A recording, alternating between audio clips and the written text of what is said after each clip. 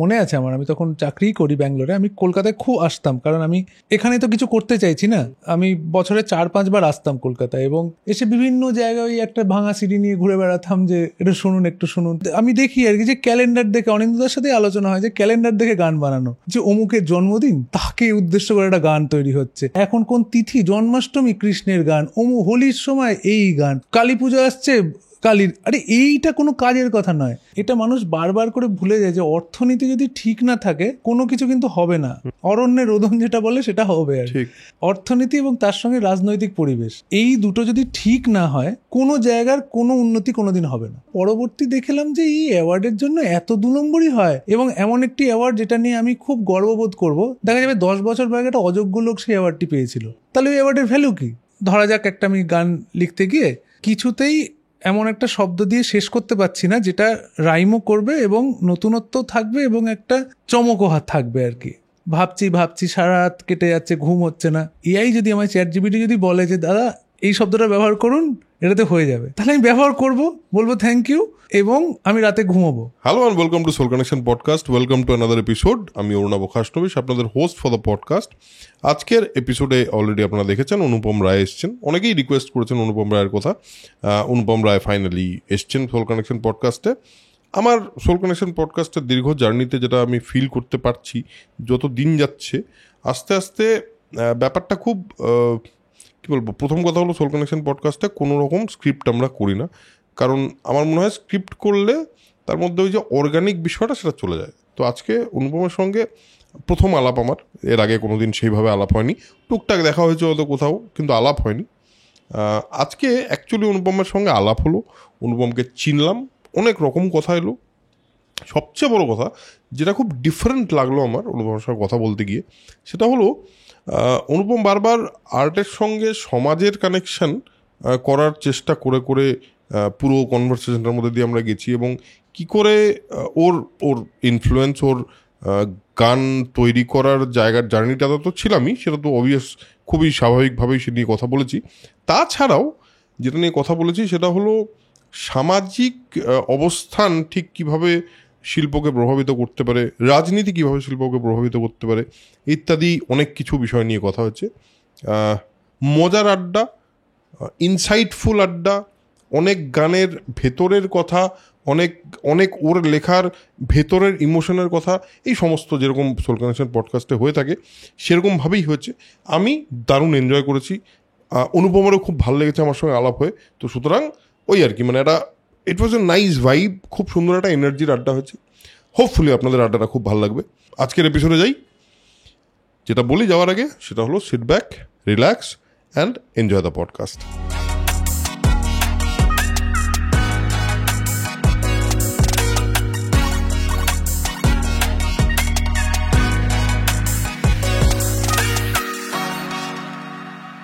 তো আজকে আমাদের সঙ্গে আছেন অনুপম রায়। আপনারা অনেকে অনেকবার বিভিন্ন পডকাস্টের নিজেকে রিকোয়েস্ট করেছেন অনুপম দা কবে আসবে, অনুপম রায়কে নিয়ে আসুন।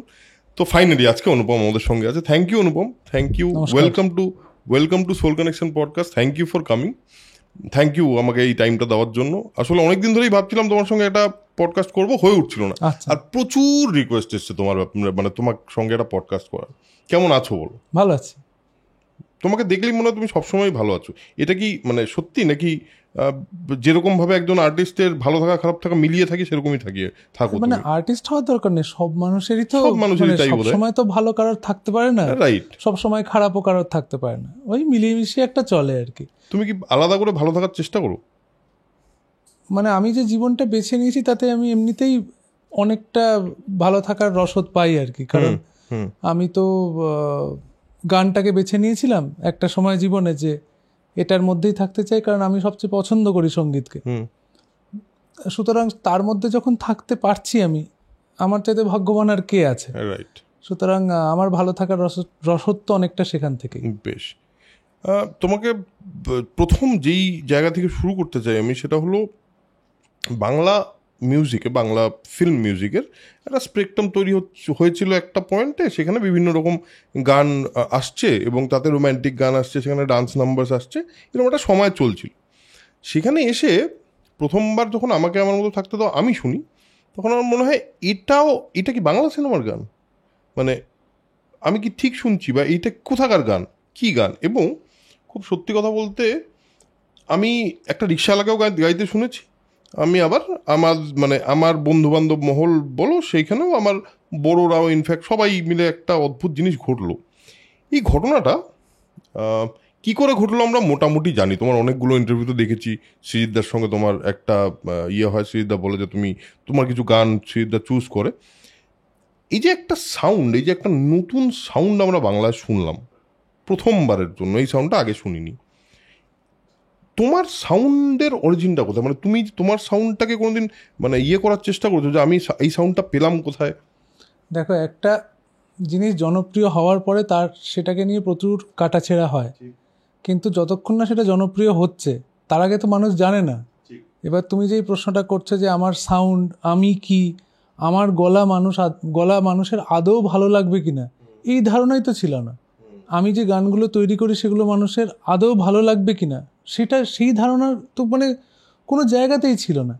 যা হয়ে গেছে, আমি একটি অ্যালবাম করার চেষ্টা করতাম এবং আমার সেই গান আমি তৈরি করতে ভালোবাসছি এবং আমি নিজেই গাইবো, যেগুলো ঠিক করেছি, কিন্তু আমি তো কোনো প্রকাশের জায়গা পাচ্ছি না। যখন প্রকাশ পেলো, যখন জনপ্রিয় হলো, তারপরে এই প্রশ্নগুলো আসছে আমার সাউন্ড আর অমুক তমুক। এবার আমার এত ভাবনা চিন্তা ছিলই না, আমার মূল জিনিস ছিল আমার গানগুলো মানুষকে পৌঁছানোর।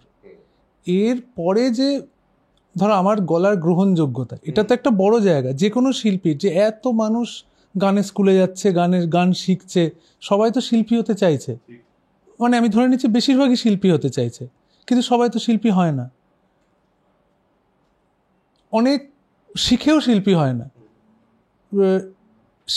সেই জায়গা থেকে প্রশ্ন করতে হবে, তাহলে কি তফাৎ হলো, তাহলে কেন হতে পারলো না? 98 জনের হলো না, 2 জনের হলো কেন?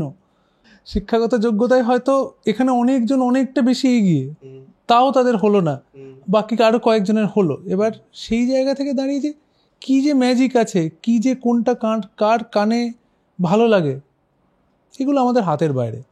এবং এটা নিয়ে অ্যানালিসিস করে আজ অবধি কেউ কিছু করতে পারেনি। না হলে তো ছোটবেলা থেকে আইডেন্টিফাই করা যায় যে এই একটা ট্যালেন্টেড, এর ভবিষ্যতে অনেক কিছু হতে পারে, তা তো হয় না, একেবারেই হয় না। এবং কে 40 বছরে বিখ্যাত হবে, কে 50 বছরে বিখ্যাত হবে, কে 30-এ, সেটাও কেউ জানে না। তোমার গানের ইনফ্লুয়েন্স ছোটবেলা থেকে সেটা তো বিভিন্ন রকম নিশ্চয়ই ছিল। হ্যাঁ, সেটা বিভিন্ন রকম ছিল। হ্যাঁ, সবচেয়ে বেশি ইনফ্লুয়েন্স কিরম সময় কিরম গান ইনফ্লুয়েন্স করেছে তোমার ছোটবেলায়? দেখো, ছোটবেলায় যদি একদম কচি বয়স ধরি, যে আমি যখন মায়ের কাছে ঘুমোচ্ছি, তখন ঘুম পাড়ানি গান থাকে কিছু, সেখানে আমার মায়ের দক্ষতার ওপর সেইগুলো ডিপেন্ড করছে। এবার আমার মা যথেষ্ট দক্ষ একজন শিল্পী, চমৎকার সুরে আমায় সলিল চৌধুরী, রবীন্দ্রনাথ, বিভিন্ন রকমের গান শুনিয়েছে, সেগুলো আমার কানে প্রবেশ হয়েছে। এবার এগুলো তো অবচেতন মনেই প্রবেশ হচ্ছে, এবং আমি এগুলোর মধ্যে যে শিখতে হচ্ছে আমি কিন্তু নিজেও জানি না, কিন্তু ওগুলো ঢুকে যাচ্ছে। সেই করতে করতে যখন একটু চেতনা জাগলো, যখন মনে হলো যে আমাকে যখন কোথাও গান গাইতে বলা হচ্ছে, তখন আমি কি গাইবো, তখন আমার নচিকেতার গান গাইতে খুব ভালো লাগছে। মনে হচ্ছে এইটা আমি এরমভাবে বলতে চাই, আইডেন্টিফাই। নীলাঞ্জনা শুনে আমার ভালো লাগছে, বা চোর, এগুলো শুনে ভালো লাগছে। তার 1-2 বছরের মধ্যেই মনে হলো যে আমি লিখব, এবং আমি আমার মতন, আমার যে ইচ্ছেগুলো, আমার যে ভাবনাগুলো, সেগুলো আমি প্রকাশ করতে চাই। এবার গান, তুমি যে প্রভাবের কথা বলছো, সেই বাংলা গানের তো বড় প্রভাব আছে, এবং ওই সময়টা 90-এর দশকে যে সুমন, নচিকেতা, অঞ্জন, শিলাজিৎ, এদের তো প্রভাব রয়েছে। এবং তার উপর পরবর্তীতে যে যখন ব্যান্ডের সময়টা এলো, যখন মহিনের ঘোড়াগুলির গান শুনছি, যখন চন্দ্রবিন্দু, ক্যাকটাস, ফসিলস, পরশ পাথর, এগুলো যখন শুনছি, তাদের প্রভাবও পড়ছে। কিন্তু তখন আমি ওই 19, 20, 21 হয়ে যাচ্ছি আর কি, এবং তখন ওই সময়টা হচ্ছে যে তেঁদোর সময় আর কি। তখন মনে হয় যে আমি তো এদের সবার চাইতে বেটার করছি, এবং আমার গানটাই তো শোনানো যায় আর কি। তুমি প্রথম গান কবে লিখেছিলে? ফার্স্ট গান 13-14 বছর বয়সে গান লিখে শুরু করেছি? হ্যাঁ, গান লিখে শুরু করেছি। আচ্ছা। এবং সেই সময় বছরে 2-3টের বেশি গান লিখতে পারতাম না আমি, এবং এই 16-17 অবধি আমার বোধহয় 8টা মতন গান ছিল। হ্যাঁ, আর এই যে 19-20 বছর যে তেদর বয়সের কথা বলছিলে, এইবার বেড়েছে, এবং তোমার মনে হচ্ছে যে আমি এদের চেয়ে বেটারই, আমারটা বেটারই। হ্যাঁ, হ্যাঁ, বেশ। এবং আমি নিজেকে তখন প্রকাশ করার কথা ভাবছি, কিন্তু কনফিডেন্স নেই। সোজা কথা বলতে ওগুলো আমি বাড়িতে আয়নার সামনে দাঁড়িয়ে ভাবছি, কিন্তু ওই কনফিডেন্সটা পাচ্ছি না যে আমি এটাই করব। আমি গিটার শিখছি, এবার হয় 6 মাস গিটার বাজিয়ে মনে হয় যে আমি তো সবই পারছি গিটারের, কিন্তু মানে ওই অল্প বিদ্যা ভয়ঙ্কর যেটা হয়, ওইটা হচ্ছে ওই ফেজটা, যে আমার ধারণা যে আমি যা গিটার বাজাই আমি যে কোনো ব্যান্ডে হয়তো আমাকে নিয়ে নেবে, কিন্তু আদৌ সেটা পসিবল নয়, কিন্তু ওই বয়সে মনে হয়। তোমার বড় হওয়াটা কোন জায়গায়, কলকাতার কোন এরিয়া? ঠাকুরপুকুর, বেশ। এবং সেখানে ওই 22 খুব নাইভ আর কি সেই সময়টা। আর পাশ্চাত্য সঙ্গীতের বিরাট প্রভাব আছে আমার। আমি প্রচণ্ড বেশি রক ব্যান্ড শুনতাম এবং British rock music, British pop music আমাকে খুব আকর্ষণ করতো। আমার গান শোনা বরাবরই, তুমি যতবারই প্রশ্ন করবে দেখবে পপুলার মিউজিকে আমি মূলত শুনেছি, রক পপ এই জিনিসগুলোই শুনতাম। এবং ওই ওদের সং রাইটিং, কীভাবে রোজার ওয়াটার্স গান লিখছে, কীভাবে নোয়েল গ্যালাগার গান লিখছে, সেইগুলো বোঝার চেষ্টা করতাম। সেখানে আমি দেখতাম যে কতটা মনে হতো যে একটু অ্যাডভান্স স্টেজ সং রাইটিং ওগুলো আর কি, এবং সেগুলো ভালো লাগতো আমার। তারপরে এই ট্র্যাভিস বলে একটি ব্যান্ড ছিল স্কটল্যান্ডের, ভীষণ পছন্দ করতাম ওদের রাইটিং, ওদের পরিবেশনা। কোল্ডপ্লে তো আমরা যখন কলেজে তখন আর কি প্রথম অ্যালবাম বেরোচ্ছে, এখন কোল্ডপ্লের বিশ্বজোড়া নাম আর কি, কিন্তু সেই সময়ের যে প্রথম দুটি অ্যালবাম সেগুলো আমার অনেক বেশি প্রিয় রাদার দ্যান পরে যে কাজগুলো ওরা করেছে। বিটলস শুনছি, ওদের সং রাইটিং দেখছি, লেনন ম্যাকার্টনি কীভাবে লেখে, ডিলান শুনছি, ডিলানের সং রাইটিং, যে এগুলো বড় ইনফ্লুয়েন্সেস আর কি। হ্যাঁ, এবার এই যে এই অনেক ভ্যারিয়াস ইনফ্লুয়েন্স আছে তোমার, হিন্দি গানও আছে। হিন্দির ইনফ্লুয়েন্স কম, হিন্দিটা আর কি মানে ভারতবর্ষে থাকি, হিন্দি তো আমার শুনবেই, চারিদিকেই আসছে, কিন্তু ঠিক খুব মেইন স্ট্রিম বলিউড সিনেমার গানটা না আমাদের অত ভালো, মানে আমার অতটা ভালো লাগতো না। আচ্ছা, পরে পরে অ্যাপ্রিসিয়েট করতে শিখেছি, আচ্ছা এইগুলো মানুষের এই জন্য ভালো লাগে বা অ্যাপ্রিসিয়েট করে, কিন্তু খুব বেশি যে আমি অ্যাট্রাক্টেড ছিলাম হিন্দি মিউজিক খুব মানে ওই করেনি। মূলত এটার কারণ হচ্ছে লিরিক, মানে বা সুরের ধরন বা যে প্রেজেন্টেশনটা হতো ওটা অ্যাপিলিং না। আমার বরাবর ওয়েস্ট মানে বিদেশ হচ্ছে সবচেয়ে বেশি অ্যাট্রাকশনের জায়গা। আচ্ছা, এবং তোমার একটা জিনিস আমার তোমার কথা শুনে মনে হলো, এবং সেটা তোমার গানেও খুব মানে একদম ডিরেক্টলি বিদ্যমান, সেটা হলো লিরিকের প্রতি তোমার একটা অ্যাট্রাকশন বোধহয় চিরকালই ছিল, প্রথম থেকেই আর কি, যে কি বলছে লোকটা। এবং এটা তো মানুষ টু মানুষ ভ্যারি করে আর কি, যে কে কিভাবে গান শোনে। আমাকে বরাবর আর কি, যে যেই একটা কিছু বললো যেটা আমাকে ভাবালো, আমি ওতে হুকড হয়ে গেলাম আর কি সেটাতে। মানে তোমার কাছে কি সুরের চেয়ে লিরিক বেশি প্রাধান্য পেয়েছে? ওই বয়সে তো ডেফিনেটলি, কিন্তু আমার সুরের প্রতিও যথেষ্ট আকর্ষণ আছে আর কি। এমন অনেক গান শুনেছি যেগুলোর মানে লেখা অতটা স্ট্রং নয়, কিন্তু সুরের জন্য শুনেছি আর কি, যে এত চমৎকার লাগছে। এই যে লিরিক, তুমি তো বললে লিরিকের প্রাধান্য তোমার গানের মধ্যে বেশি, কিন্তু এই লিরিকের প্রাধান্যের সঙ্গে আরেকটাও তো ইম্পর্টেন্ট জিনিস আছে, সেটা হলো তুমি তো তোমার অরিজিনাল লিরিক লেখার দিকে নিশ্চয়ই মাথায় একটা ছিল, যে এইটা কি করে, মানে নিজের অরিজিনাল লিরিকটাকে কি করে ক্র্যাক করলে? দেখো, আমার ওই লেখার সময় বারবার যখনই লিখেছি আর কি, যে একটা উপমা তৈরি করছি বা একটা রূপক তৈরি করছি, যদি আমার মনে হয় যে এটা পূর্বে ব্যবহৃত, আমি কিছুতেই করব না। এবং ওই ইচ্ছেটা ছিল যে সবসময় নতুন কিছু একটা করতে হবে, কারণ আমি নতুনের পূজারি, আমি ক্রিয়েটিভিটিকে সাপোর্ট করি। ধরা যাক কোনো একটা জায়গায় লিখতে গিয়ে মনে হলো এই শব্দটা তো কবির সুমন গানে ব্যবহার করেছিল, আমি কিছুতেই করব না। যদি বোঝা যায় যে চন্দ্রবিন্দু কোনো জায়গায় ব্যবহার করেছে, আমি কিছুতেই করব না, কারণ এটা আমার তাদের প্রতি কাজের প্রতিও রেসপেক্ট এবং নিজের স্বতন্ত্রতা বজায় রাখারও একটা মানে প্রকাণ্ড চেষ্টা, যাতে কোনোভাবে, দেখো এত শব্দ আছে, কমন তো হয়েই যাবে আলটিমেটলি, কিছু না কিছু তো কমন হয়ে যাবে, আমি পারতপক্ষে যাতে, কিন্তু কিছু আইকনিক জিনিস আছে। ধরো আমি একটা এক্সাম্পল দিয়ে বলছি, যে অনিন্দ্য এক জায়গায় লিখছে যে কানে লেগে থাকে সেই আর্তনাদ, দুটো দিন থেকে গেলে পারতো না। এখানে একটা বাংলা লিরিকে যে আর্তনাদের সঙ্গে প্রার্থনা মেলানো হয়েছে, এবং দিস ইজ ইউনিক। এবং আমি জীবনে এইটাকে সম্মান দিয়ে কোনোদিন আর্তনাদের সঙ্গে প্রার্থনাটা মেলাবো না, কারণ দ্যাট ইজ হিজ, মানে কি বলবো, is one of his writing brilliance, যেটা বেরিয়ে এসেছে, সেটার প্রতি আমার সম্মান থাকবে এবং আমি আমার মতন করে লিখবো।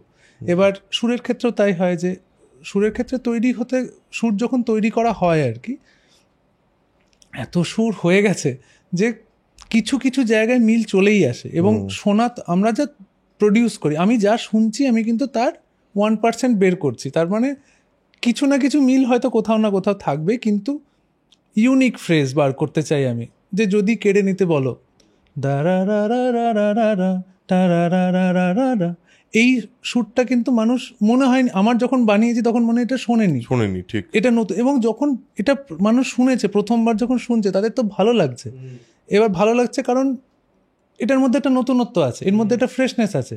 এবার এই সুরের খোঁজ, it is a difficult journey, কারণ এটা চাইলেই আসে না। আজকে আমি সোমবার সকালে বসে, এটা অফিসের কাজের মতন নয় যে আমি করে গেলে যে আসবে তা নয়। কখন যে এই ইন্সপিরেশনের মোমেন্টটা আসবে এটার কোনো গ্যারান্টি নেই। এমন হয় যে 7 দিন বসে গান তৈরি করছি, 7 রকমের ফ্রেজ বানিয়েছি হয়তো, প্রত্যেক দিন একটাও ইউনিক নয়, একটাও পদের নয়, একটাও পাতে দেওয়ার যোগ্য নয়। তোমার নিজেরই ভালো লাগছে। হ্যাঁ, এইবার সেই জায়গা থেকে আমি কি করে শোনাবো? সুতরাং এই কোয়েস্ট, এবং এটা আমার this is the life I have chosen, কারণ এটাই আমার সবচেয়ে আনন্দ দেয়। আমি যখন এই যে তোমার সাথে একটু আগে কথা হচ্ছিল যে বাড়িতে থাকতে ভালোবাসি, বাড়িতে থেকে আমি করি কি, আমি সারাক্ষণ তো ভাবছি, নতুন লিরিক ভাবছি, নতুন সুর ভাবছি, এবং এর জন্য আমার স্পেস দরকার, এর জন্য আমার একটা মেন্টাল পিস দরকার, এবং কনস্ট্যান্ট ফাইট যে নতুন কি করতে পারি, দ্যাটস ইট। এবং এই নতুন কি করতে পারির মধ্যে এটা একটা, তুমি যেরকম বললে চ্যালেঞ্জ, কথার ক্ষেত্রে তুমি যেমন বললে, সুরের ক্ষেত্রেও তো এত গান তৈরি হচ্ছে সারা পৃথিবীতে, যে তার মধ্যে থেকে ইউনিক সুর ক্রিয়েট করা, হ্যাঁ, এটা যে কি করে হয় আমার কাছে এটাই মাথায় ঢোকে না। আমার মনে হয় ব্যাপারটাই ম্যাজিক্যাল। হ্যাঁ, এটা ডেফিনেটলি এর মধ্যে একটা ম্যাজিক আছে। এবং সুরের অ্যাপ্রিসিয়েশন যদি বলো, যে এত কিছু একটা কবিতা পড়ে অ্যাপ্রিসিয়েট করছি, যে কবিতা অ্যাপ্রিসিয়েশনে অনেক রকম ভাব আছে যে কিভাবে করা যায়, কিন্তু যখন মানুষ একটা গান শুনছে, ওই কথাগুলো সুরের মধ্যে এসে, ইট ইজ সো অ্যাবস্ট্রাক্ট।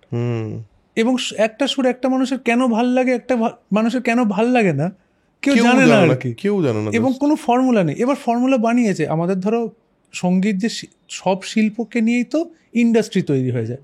মানে চিকিৎসা নিয়েও ইন্ডাস্ট্রি আছে, হসপিটাল ইন্ডাস্ট্রি, আজকে শিক্ষা নিয়েও ইন্ডাস্ট্রি আছে, এডুকেশন ইন্ডাস্ট্রি। সেই জন্য শিল্প, গান বাজনা এ নিয়েও ইন্ডাস্ট্রি। ইন্ডাস্ট্রি না হলে আমরা সার্ভাইভ করতে পারবো না অ্যাজ আর্টিস্ট। এই ইন্ডাস্ট্রির একটা ধরন আছে যে, কারণ যেহেতু সবাই ব্যবসার কথা ভাবে, তাই জন্য কোনো একটা জিনিস সাকসেসফুল হয়ে গেলে সেটাকে রিপিট করার একটা প্রবণতা থাকে ফ্রম দ্য ইন্ডাস্ট্রির যারা মাথা তাদের থেকে। কারণ তারা ভাবে, আরে আলটিমেটলি তো তারা পয়সাটা দেখছে, তারা সবসময় যে শিল্প দেখছে তা তো নয়। যে ধরা যাক কোনো একটা বিখ্যাত গান, না ধরো অঞ্জনদার একটা গান, ধরো 24411, বেলাবোস। হ্যাঁ, বেলাবোস। এবার লোকের ইচ্ছে হচ্ছে, বেলাবোস জনপ্রিয় হয়ে গেছে, কেউ জানতো না তার আগে যে হবে, কিন্তু হওয়ার পরে মানুষের ইচ্ছা হবে যে বেলাবোসকে যদি ফেরানো যায়, বেলাবোসকে নিয়ে আরেকটা যদি কিছু করা যায়। এবং এটা কিন্তু ভাবে মানুষ। আর কি আমি দেখি যে ছবিতেও যখন সত্যজিৎ রায়ের গল্প, সত্যজিৎ রায় করে গেছেন, এবার তারপরে যদি আরেকটু কিছু করা যায়, কারণ সেটাকে ভেঙে ভেঙে ভেঙে, আর এই ধরনের কাজে আমার খুব, মানে I don't want two be a part of this work. কারণ আমার এই বলে যে শিল্পের যেটা অহংকার বা শিল্পের যেটা দম্ভ আর কি, মানে শিল্পীর যেটা দম্ভ, আমার দম্ভ যদি কিছু নিয়ে থাকে সেটা আমার ক্রিয়েটিভিটি নিয়ে দম্ভ থাকবে, যে আমি চেষ্টা করব, মানে আমার ক্রিয়েটিভিটির চেষ্টা আর কি, অরিজিনালিটিটা, যে আমি একটা কিছু নতুন করব।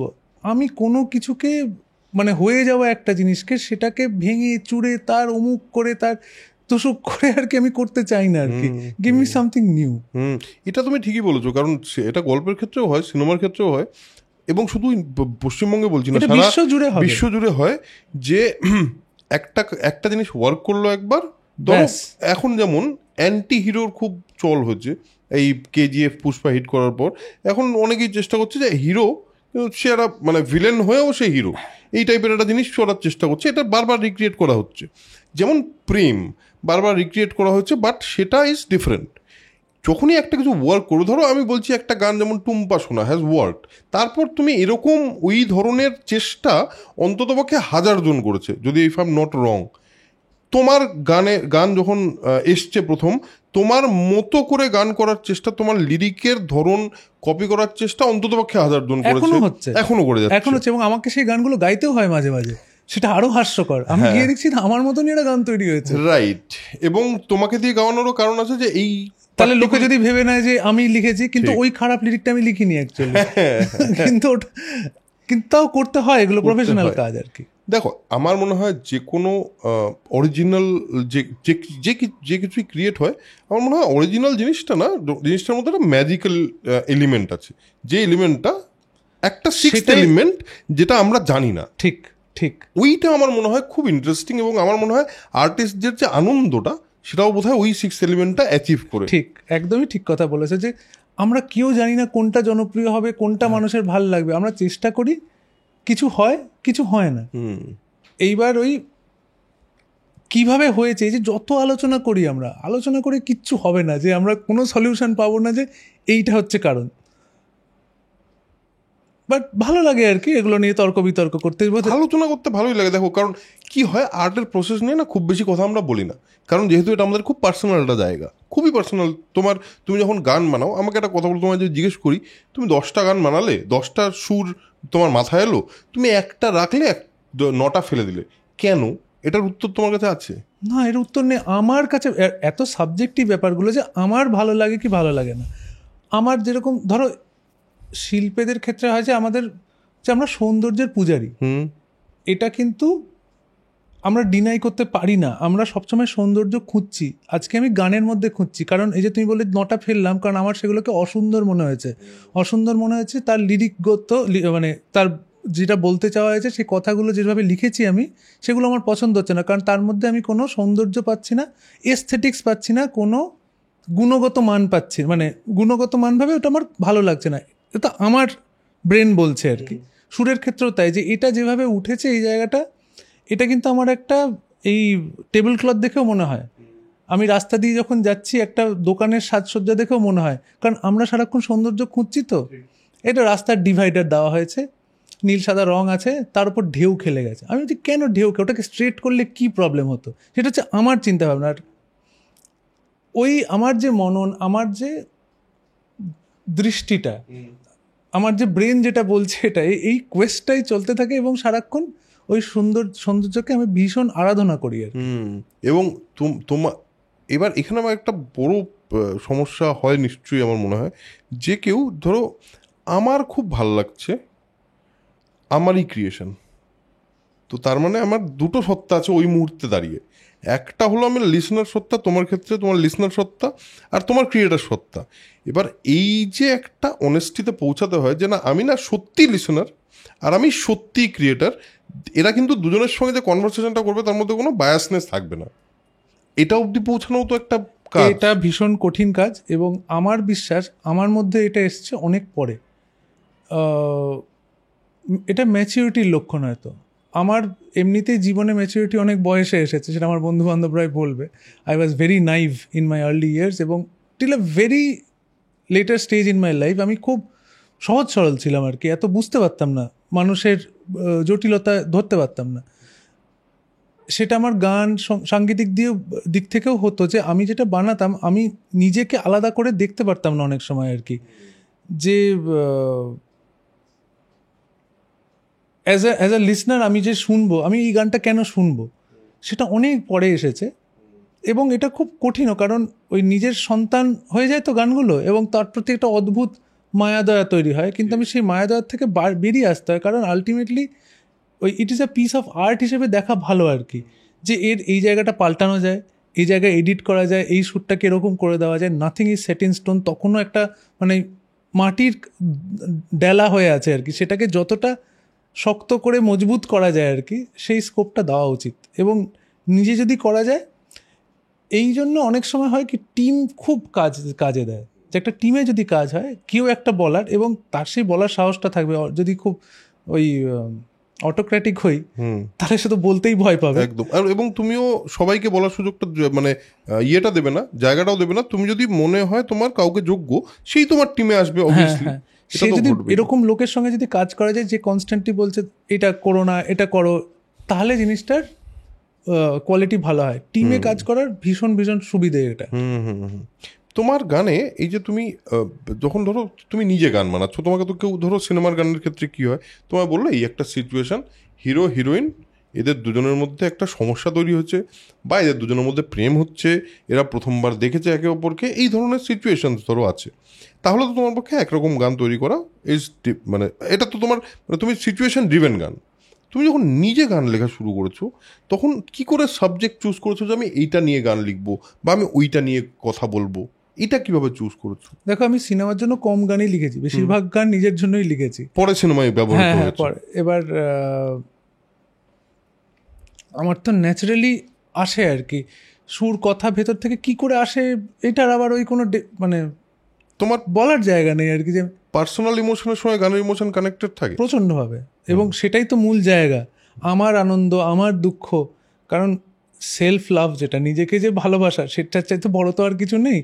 এবং সত্যি সত্যি নিজের ওপর যখন কিছু ইনফ্লিক্টেড হয় কোনো, সেটার বহিঃপ্রকাশ আমার ক্ষেত্রে গানের মাধ্যমে হয়, এবং ওই সেটা বেরিয়ে আসে খুব, যে কথাগুলো প্রকাশ করতে চাই সেটা কবিতার মধ্যেই প্রকাশ হয়, এবং সেটা সুরের সঙ্গে কীভাবে মিশে যায় জানি না।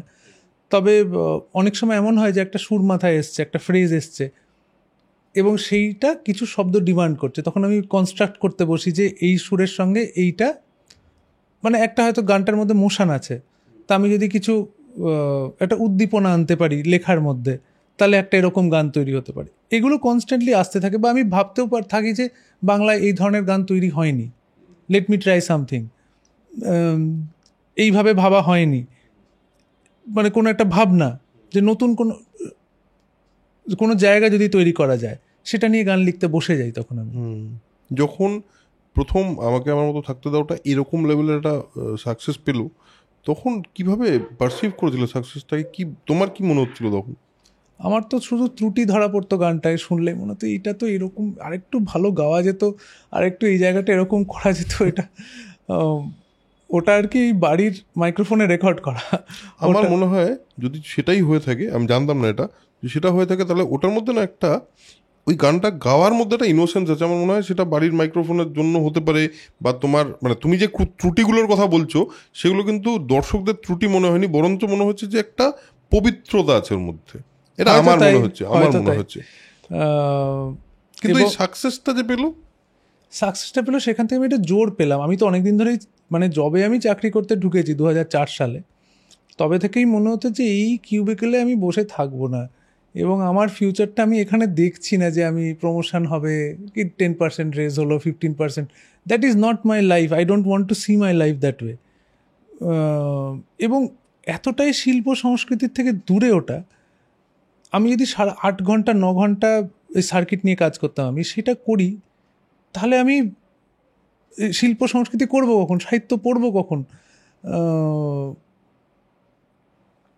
আই নিড সামথিং, এবং সেটার জন্য চেষ্টা করছি যে আমি কি পারি করতে করতে। যখন ওইটা আসে, ওটা আমার একটা বড় মনের জোর দেয় যে এই গানটা যদি ভালো লাগে থাকতে পারে লোকের, তাহলে আমার বাকিগুলোরও আশা আছে। তাহলে অন্য সন্তানগুলোকে যদি আমি আনতে পারি মানুষের সামনে, তো ওইটা আমাকে আমার মতো থাকতে দাও, গিভ মি দ্যাট কারেজ, যে এইটা যদি লোকে শোনে তাহলে তার মানে চান্স আছে। বেশ, দেখো,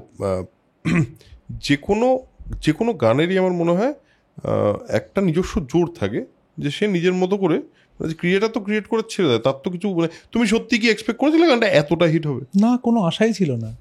এবং তখনও কিন্তু আমি ব্যাঙ্গালোর শহরে নিজের অ্যালবামের কাজ করছি। যে অ্যালবাম করবে প্রথমে একটা অ্যালবাম করেছিলাম 8টা গানের, সেই অ্যালবাম নিয়ে বিভিন্ন জায়গায় ঘুরেছি, কিন্তু কেউ পাত্তা দেয়নি। তাতে আমার আক্ষেপ নেই, নিজেরই এখন সেটা শুনলে যে খুব ভালো লাগে তা নয়, কিন্তু বাট এনিওয়ে সেগুলোর আমি বিশ্বাস করি যে যদি কেউ থাকতো যে বুঝতো যে এই গানগুলোর পোটেনশিয়াল আছে, তুই বাবা একটু ভালো করে রেকর্ড কর, তুই একটু ভালো করে গান প্র্যাকটিস কর, তাহলে জিনিসগুলোর একটা গতি হতো। কিন্তু সেই লোকটা তো পাইনি কোথাও কলকাতা শহরে, যার ফলে ওটা হয়নি। তখন আমি বললাম ঠিক আছে, হয়নি তো কি, পরের অ্যালবামটা চেষ্টা করি, নিজেই রেকর্ড করবো, এবং তারপর আবার ওই পদ্ধতিটা শুরু হবে বিভিন্ন জায়গায় ঘোরা, যে যদি কেউ করে। এবং এটা ট্রিভিয়া যে ক্রসউইন্ডস বলে যে ব্যান্ডটি ছিল, তাদের যে বেসিস ডোয়াইট প্যাটিসন, সেই সময় ব্যাঙ্গালোরে থাকতো। তা ডোয়াইটদের সঙ্গে যোগাযোগ হয়, এবং আমরা একটা অ্যালবামের কাজ সেই সময় শুরু করছি। তখন কিন্তু ওই অটোগ্রাফ চলছে, কারণ আমরা তো জানি না যে সৃজিৎদা কী ছবি করেছে বা সেই ছবির কি হবে, গানগুলোর কি হবে, নো ওয়ান নিউ। আমার ওদিকে 3-4টে গান কিন্তু রেকর্ডিং হয়ে গেছিলো, এবং তাতে একবার বল নেই ছিল, ফাঁকা ফ্রেম ছিল, এই সব কটা গান ডয়েটদার সাথে রেকর্ড করেছিলাম। সেগুলো কোনোদিন রিলিজ হয়নি, আর করতেও হবে না আশা করছি। কিন্তু হ্যাঁ, ওই কোনো আশা ছিল না। একটা সিকিউর জায়গা থেকে, সিকিউর চাকরি থেকে যখন তুমি সাহসটা পেলে, ঠিক আছে না এইবার তাহলে আমার বাকি গানগুলো লোকে শুনবে, যদি এই মুহূর্তে কেউ ধরো সিঙ্গার সংরাইটার হিসেবে নিজে যদি করতে চায়, আমরা নিজেকে যদি এস্টাবলিশ করতে চাই, যেরকম তুমি স্বপ্ন দেখেছিলে, যেরকম আরও মানুষ স্বপ্ন দেখেই তো তৈরি হয়, আর এই যে সারভাইভ করা পুরো থ্রু আউট দিস জার্নি, কারণ একটা গান হিট হয়ে যাওয়া, তোমার পরপর হিট হয়েছে গান অনেক, সেটা তো এসে মানে পার্ট অফ ইউর জার্নি। এই যে নিজের ভেতর ওই বিশ্বাসটা যে হ্যাঁ আমি না আমার গান লোকে শুনবে, আমি সাহসটা পেলাম, অ্যান্ড আমি কনফিডেন্ট যে আমার চাকরি বাকরি আর করতে হবে না, আমি এটা দিয়ে গ্রাসাচ্ছাদন করে নেবো, এই কনফিডেন্সটা কি করে আনবে লোকে, বা তুমি কি করে এনেছো? এটার কোনো উত্তর নেই, কিন্তু সত্যি সত্যি আমার সেই সময় আমি বরাবরই কনফিডেন্ট আর কি সব কিছু নিয়ে। এবার ভুল করলেও কনফিডেন্টলি করি। মানে আমার মনে আছে, আমি একটা অনুষ্ঠান করেছিলাম ট্রায়াঙ্গুলার পার্কে, আমাদের ইন্দ্রাণী হালদার অনুষ্ঠানটা দেখতে এসেছিল, ইন্দ্রাণী হালদারের মাও এসেছিলেন, এবং ওনাকে সঙ্গে তো আলোচনা হচ্ছিল, বলছে বাবা এইসব লাইন কিন্তু খুব রিস্কি, তুমি কিন্তু একটু ভেবেচিন্তে যা করার করো আর কি। এবং সাধারণ ঘরের মানুষ সবসময় এই যে শিল্প সংস্কৃতি জগৎ, এটা কিন্তু রিস্কি, কারণ আজকে ধরো আমি যে জায়গায় অ্যাচিভ করেছি বা যে জায়গায় আমি বিচরণ করি, এটা কিন্তু সবার হওয়ার কথা নয় আর কি। মানে ইট ইজ মানে কত কি যে মিলে আছে এর সঙ্গে, কতটা ভাগ্য, কতটা ট্যালেন্ট, কেউ কিছু জানে না আর কি, কতটা সঠিক সময় সঠিক জিনিস, হ্যাঁ মানে টাইমিং, হ্যাঁ মানে ওই বিয়ন্ড এক্সপ্লানেশন আর কি। তাই জন্যে রিস্ক তো থাকেই। এবার আমার সেই সময় একটা অদ্ভুত খিদে ছিল যে আমার গানগুলো মানুষকে শোনাতেই হবে, এবং আমি অনুষ্ঠান করতে চাই, স্টেজে উঠে 1.5 ঘন্টা গান শোনাবো মানুষকে, নিজের গান শোনাবো, এত মানে এটা তো অ্যাম্বিশনের পার্ট। আমি তো ডেফিনেটলি আমার একটা বড় অ্যাম্বিশন কাজ করেছে এই জায়গায়, যে আমি এই গানগুলো শোনাতে চাইছি মানুষকে, অসম্ভব খিদে ছিল। এবার এটাই কি উত্তর তোমার প্রশ্নের, সেটা আমি জানি না। তোমাকে যদি জিজ্ঞেস করি সাকসেস ব্যাপারটা, এখন যে তুমি কোন পয়েন্টে বুঝলে যে আমি সাকসেসফুল হচ্ছি, সেটা যদি জিজ্ঞেস করি, এরকম কোনো ডেফিনেটিভ পয়েন্ট আছে? বুঝতে পারিনি। এবং হয় যেটা, যে ওই সময়গুলো যদি আমি ফিরে তাকাই, অনেক ঠিক কাজও করেছি, অনেক ভুল কাজও করেছি, মিলিয়ে মিশিয়ে তালে গোলে হয়ে গেছে সব কিছু আর কি। এবার কি করে যে কি হয়েছে বলা খুব মুশকিল। ধরো আমি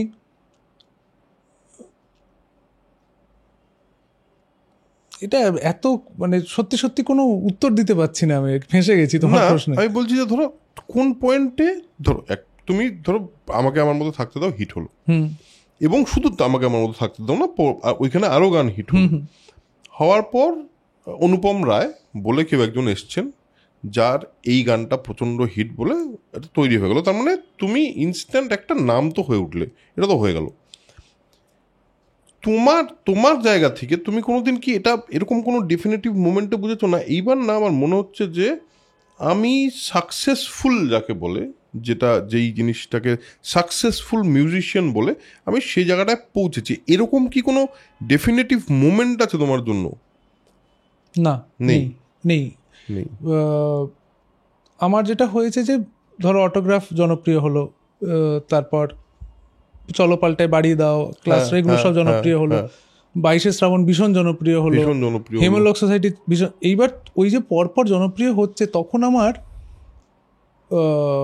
কি বলবো, কনফিডেন্স আর কি একটু বেশি হয়েছিল হয়তো, যে আমি হয়তো যাই করব সেটাই সাকসেসফুল হবে, এবং সেইটা নিজের সঙ্গে কনস্ট্যান্ট ফাইট যে দিস মাইট নট হ্যাপেন, এটা কিন্তু সবসময় হওয়ার নয়, সবসময় থেকে যাবে না, এরকম যে হয়েই যাচ্ছে, এরকম অ্যাসেন্ডিং কার্ভ পৃথিবীতে কারোর হয় না। এইবার 2013 এমন একটা বছর, যে বছর আমার কোনো মানে আমার কিন্তু পরপর 3 বছর ম্যাসিভ হিটস, এবং 2013-তে কোনো ছবিই নেই আমার। অদ্ভুত একটা বছর গেল যে যে লোকটা এত কটা ডেলিভার করলো আর কি, দিয়েছে, হ্যাঁ, তার কোনো ছবি নেই। কেন? কোনো উত্তর নেই। সেই সময় কি হচ্ছে, কিভাবে ইন্ডাস্ট্রি পাল্টাচ্ছে বাকি। তারপরের বছরেই আবার চতুষ্কোণ চলে এলো, আবার জনপ্রিয়তা এবং বাকি। কিন্তু ওই সময়টা আমি বুঝতে পারছিলাম যে এই যে ম্যাজিকটা হচ্ছে এটা কিন্তু সবসময় নাও হতে পারে, and I should be mentally prepared for that. যে গান রিলিজ করা মানেই জনপ্রিয় এটা নয়, কারণ তার আগে তো তুমি ওটাই দেখছো, গান রিলিজ করছে, জনপ্রিয় হয়ে যাচ্ছে। হ্যাঁ, ওটা হচ্ছে শর্ট টার্ম। ওই শর্ট টার্ম দেখে বোঝা যায় না, একটু অ্যাভারেজ আউট করতে হয় 5 বছর 7 বছর 10 বছর, তারপর দেখতে হয় যে কি হচ্ছে অ্যাকচুয়ালি। সারা পৃথিবীর সমস্ত আর্টিস্টদেরই বোধহয় সেটা হয়েছে, একদমই, যে তারা একটা পয়েন্টে তাদের গান একরকম লেগেছে, তারপর তাদের একটা ডিপ তো হয়েইছে, তারপর আবার তারা সেখান থেকে বেরিয়ে এসছে। অনেকে বেরোতে পারেওনি। তোমার ক্ষেত্রে যেমন তোমার কার্ভটা ওই যেটা বললে একটা অ্যাসেন্ডিং, তারপর থেকে ব্যাপারটা খুব একটা মানে কি বলবো, একটা মানে একটা স্ট্যান্ডার্ড আছে, স্ট্যান্ডার্ড জায়গায় চলে গেছে যে হ্যাঁ, এই দোকান থেকে বিরিয়ানি কিনলে একটা বেসিক স্বাদ আমরা পাবো, একটা বেসিক স্বাদ আমরা পাবো। সিনেমার জন্য গানের ক্ষেত্রে তোমার কি এই যে বাড়িয়ে দাও তোমার হাতে, এটাও আগের লেখা ছিল? এটা আগের লেখা। কি করে ম্যাচ করে গেছে ওরকম ভাবে সিনেমার সঙ্গে এক্স্যাক্ট? খুব অবাক। আরে না, এটা আমি একটা কারচুপি করেছিলাম। বাড়িয়ে দাও তোমার হাত প্রেমের গান ছিল। আমি মনে আছে আমার, আমি তখন চাকরি করি ব্যাঙ্গালোরে। আমি কলকাতায় খুব আসতাম, কারণ আমি এখানে তো কিছু করতে চাইছি না। আমি বছরে 4-5 বার আসতাম কলকাতায়, এবং এসে বিভিন্ন জায়গায় ওই একটা ভাঙা সিডি নিয়ে ঘুরে বেড়াতাম যে এটা শুনুন, একটু শুনুন। টালিগঞ্জে তখন অটোগ্রাফ হয়ে গেছে? না, হয়নি।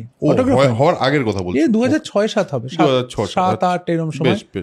আমি মেট্রোতে নামতাম, মেট্রো থেকে নেমে ওই মহানায়ক উত্তম যেটা হয় টালিগঞ্জ মেট্রো, সেখান থেকে অটো ধরতাম। অটো ধরে 2টো অটো চেঞ্জ করে ঠাকুরপুকুর যেতাম আর কি, যেখানে আমার বাড়ি।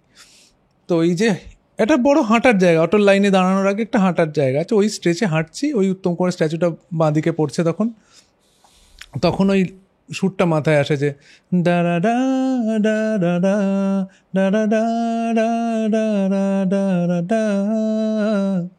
এবার এই যে সুরটা আসছে, আমি হাঁটছি, হাঁটতে কথাগুলোও মাথায় আসছে, এবং জানি না অ্যাক্সিডেন্ট হয়ে যেতে পারতো হয়তো রাস্তায়, কারণ সম্পূর্ণ অন্য দিকে মাথাটা চলছে। করতে করতে রাস্তা ক্রস করে অটোতে বসি, অটোতে ফিরতেই গানটা তৈরি হচ্ছে আর কি।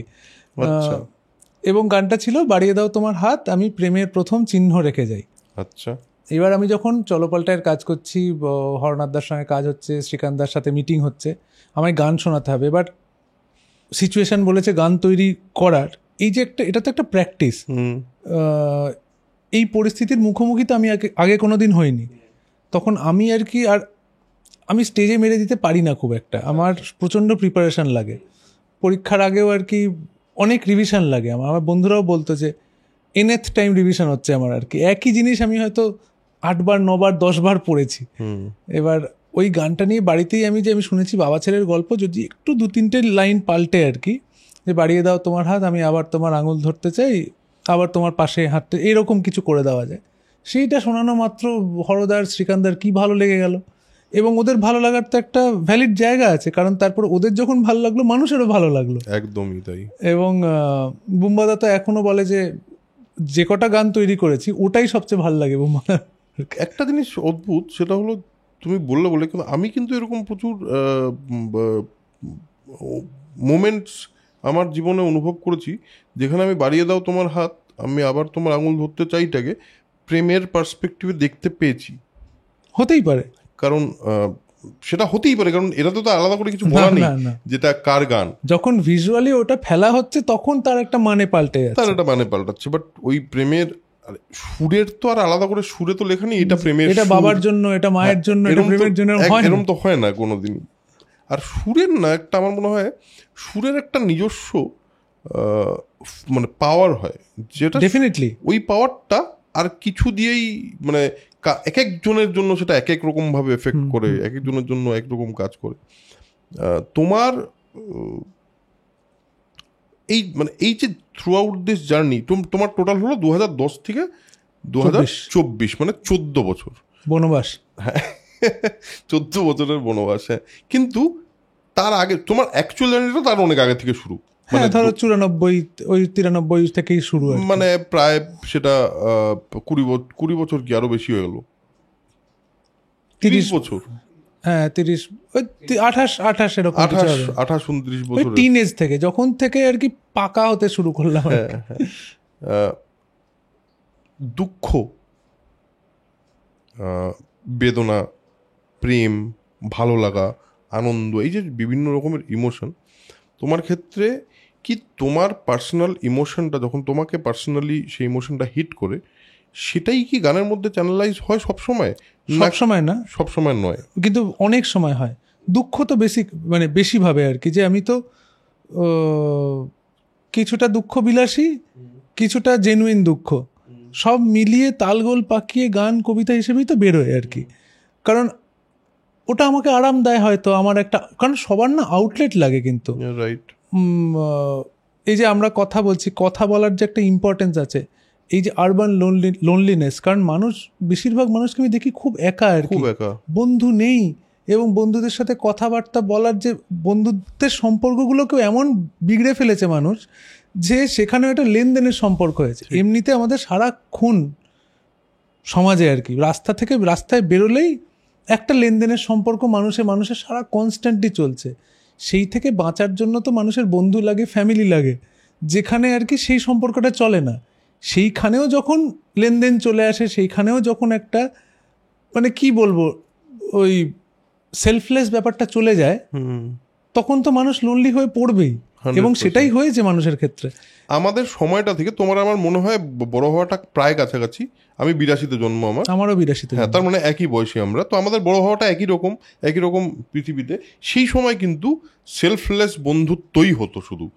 আমার তার আগেও হয়েছে আর কি, হ্যাঁ তার আগেও নিশ্চয়ই হয়েছে। আমাদের একটা পয়েন্ট অব্দি তো আমরা দেখেছি যে বন্ধু মানে বন্ধুই, তার জন্য কোনো লেনদেনের ব্যাপার নেই। বাট এই যে লোনলিনেসের কথাটা বলছো, এটা তো এখন মানে খুবই চোখে আঙুল দিয়ে দেখা যায়, ভীষণভাবে মানুষ, আমি দেখতে পাচ্ছি আমার চারিদিকে মানুষ এত লোনলি। এবার আমি যে গান লিখি, একা লিখছি, আমি এই আলোচনাটা আগেও করেছি কোনো জায়গায়, যে সলিটিউড এক জিনিস, লোনলিনেস এক জিনিস। লোনলিনেসের মধ্যে একটা কাতরতা আছে, যে I am trying to reach out to someone বা সামথিং, পাচ্ছি না, আমি লোনলি লাগছে, মানে সবাই আনন্দ করছে ক্রিসমাসের রাতে, আমি বাড়িতে বসে আছি। সলিটিউড কিন্তু একটা মেডিটেটিভ জায়গা, যে আমি একা আছি, আমি খুব শান্তিতে আছি, আমি মেন্টাল পিসে আছি। এই দুটোর মধ্যে একটা তফাৎ আছে। এবার সলিটিউড লাগে আমার গান তৈরির ক্ষেত্রে, কিন্তু লোনলিনেসকে আমি খুব একটা গ্লোরিফাই করতে পারবো না। এবার আমার কি লোনলি লাগেনি?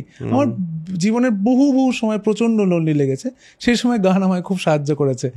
হয় গান শুনেছি, বা আমি গান, কিছু শব্দ বেরিয়ে এসছে, কিছু সুর বেরিয়ে এসছে, এবং সেইটা মনটা নিংড়ে বেরোচ্ছে, তো সেটার মধ্যে একটা পাওয়ার আছে।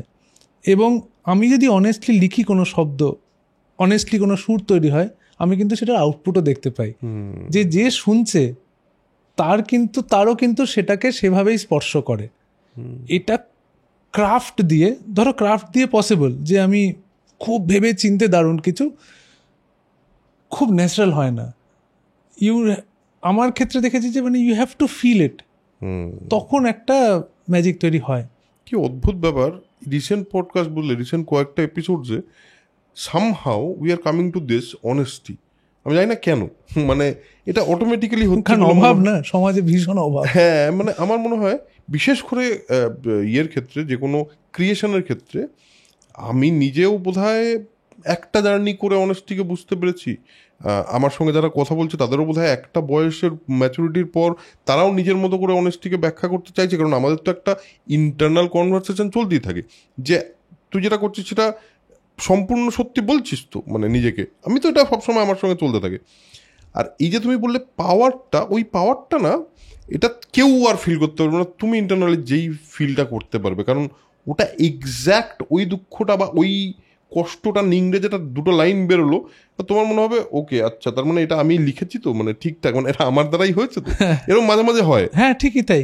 এবং অনেক সময় ধরো এই শব্দবন্ধ যেগুলো বেরোলো, তার মধ্যে নাইভিটি থাকে, যে খুব চাইল্ডিশ হয়তো জিনিসটা, বা এর মধ্যে আরেকটু রাঁধা যেত, আরেকটু পরিপক্ক করা যেত, করে দেখো, ওটা কারোর হৃদয় স্পর্শই করবে না। এবার ওইটার মধ্যে যে পাওয়ারটা, অনেস্ট লাইনটা যতই নাইভ হোক।